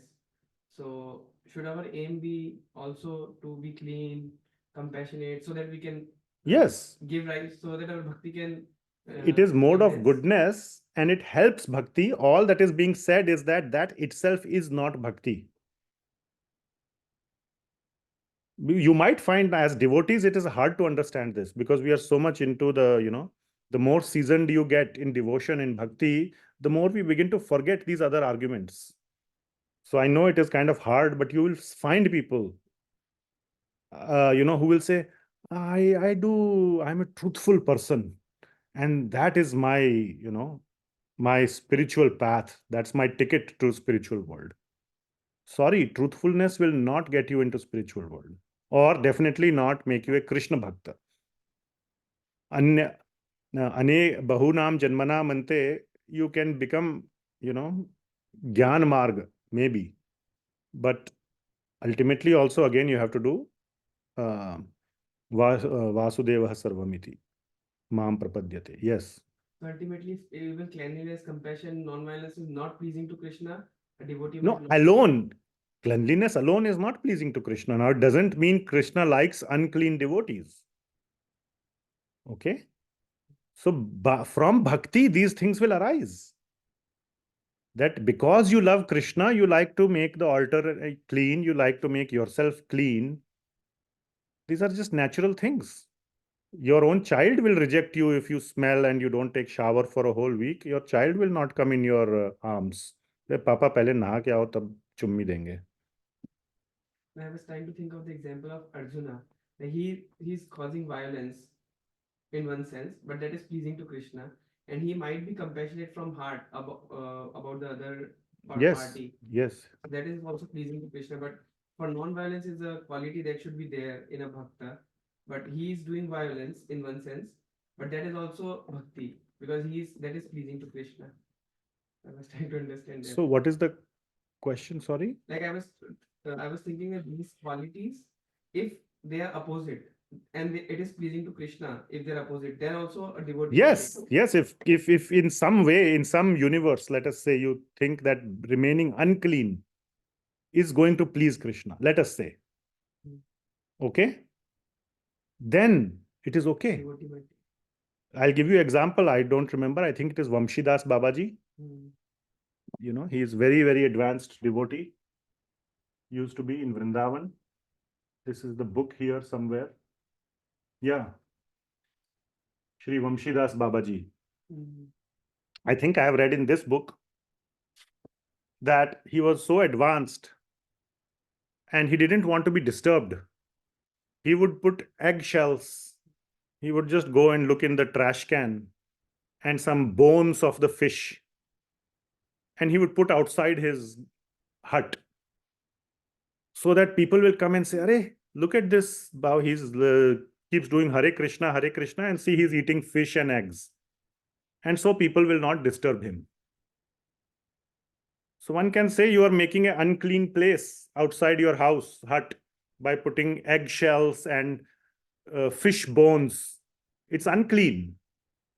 But his mood, he's a pakka Raganuga Bhakta. So, but his mood is, I want to do my bhajan peacefully. And I'm sure that would have pleased Krishna. I was also thinking of him only. I don't know how you picked him. Okay. When you asked the question, I got reminded of that incident. So I thought of sharing that how something unclean, if you have that in your heart that it could please Krishna, because doing sincere bhajan uninterrupted where 10,000 people are not coming and bugging you will please Krishna. So many people just want to talk to Babaji, some Babaji, अरे बाबाजी आशीर्वाद दे दो, मेरा बच्चा हो जाए, मेरा बच्चे की शादी हो जाए, उसका बच्चा हो जाए, वीसा मिल जाए, ग्रीन कार्ड में. So many Babaji will get, all wound up in, whole day will go in just blessing the people. When will he do bhajan? So these eggshells and fish bones helped him to do his bhajan. So be it.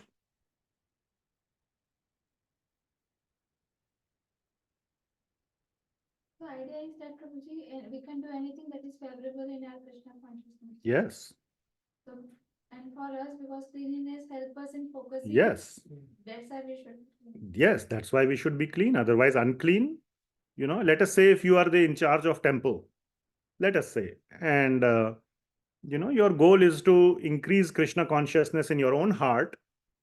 But let us say your goal is also to attract and spread Krishna consciousness, which is also, bhakti. But other people will not come to the temple, let us say, if it is unclean. So in that way, you are doing disservice. So again, it is your mood, your seva, and your consciousness. So if it is aligned with your seva, and then, there are certain things that are mentioned, which are recommended to be done. So being in the mode of goodness definitely helps in bhakti. So don't think that now I have to actively be in tamasic mode, being unclean. Don't try to imitate Vamshidas Babaji. In case of doubt, err on the safer side, which is mode of goodness. It's for a reason where our acharyas say that mode of goodness is the best platform for bhakti. It doesn't apply to Vamshidas Babaji per se. His heart, another point, internal cleanliness versus external cleanliness. Internally, he was super duper clean. So external cleanliness at that point doesn't matter. Okay? Many people can be externally super clean and all the temple will glow like a, gold. Internally, all kind of things can be there. What's the use of that also? But it is said that mode of goodness is the best platform for bhakti. So in case of doubt, or that should be the 99.999% rule. Only in very, very advanced cases, they have the adhikar to do that. We don't. So one should not be confused. Never try to imitate such advanced devotees. And they're doing for some other purpose. Yeah. This one more example, I don't remember this Baba. Like Raghunath Das Goswami would eat from the trash can. That is not recommended for us. Yes. Yeah, he chants in the toilet. Yes, Gaur Kishore Das Babaji used to chant in the toilet because that's where people will not come to bother him. Okay. Anything else? Qualities which mentioned in Bhagavad Gita, where Krishna says these are prior to me. Yeah. Various, So avyabhicharini bhakti is one of the qualities. but then also other qualities like non-violence is also Yes. mentioned, right? That these qualities are. But those qualities are mentioned in Bhagavad Gita, but they are not to be taken in isolation. The topmost, Shrinume Paramam Vachaha. And in Paramam Vachaha, he did not say Shaucham and Satyam, Ahimsa. He did not say. He says, Manaha Bhava Mad Bhakto, invest your mind in me, Mat Manaha. Same thing as Manaha Krishna Niveshayet. So that is so one must not take those things out of context. Krishna is saying those things because they help or aid in bhakti.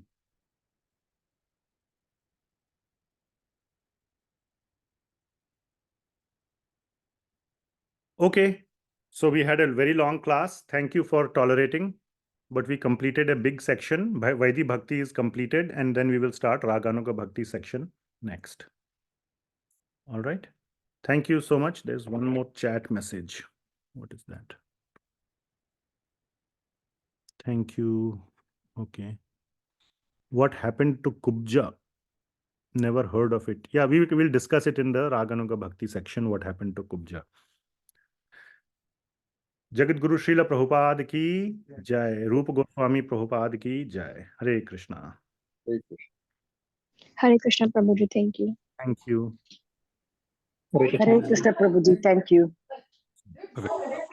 Hare Krishna Prabhuji, thank Hare you. Krishna Prabhuji. Hare Krishna Prabhuji, thank you.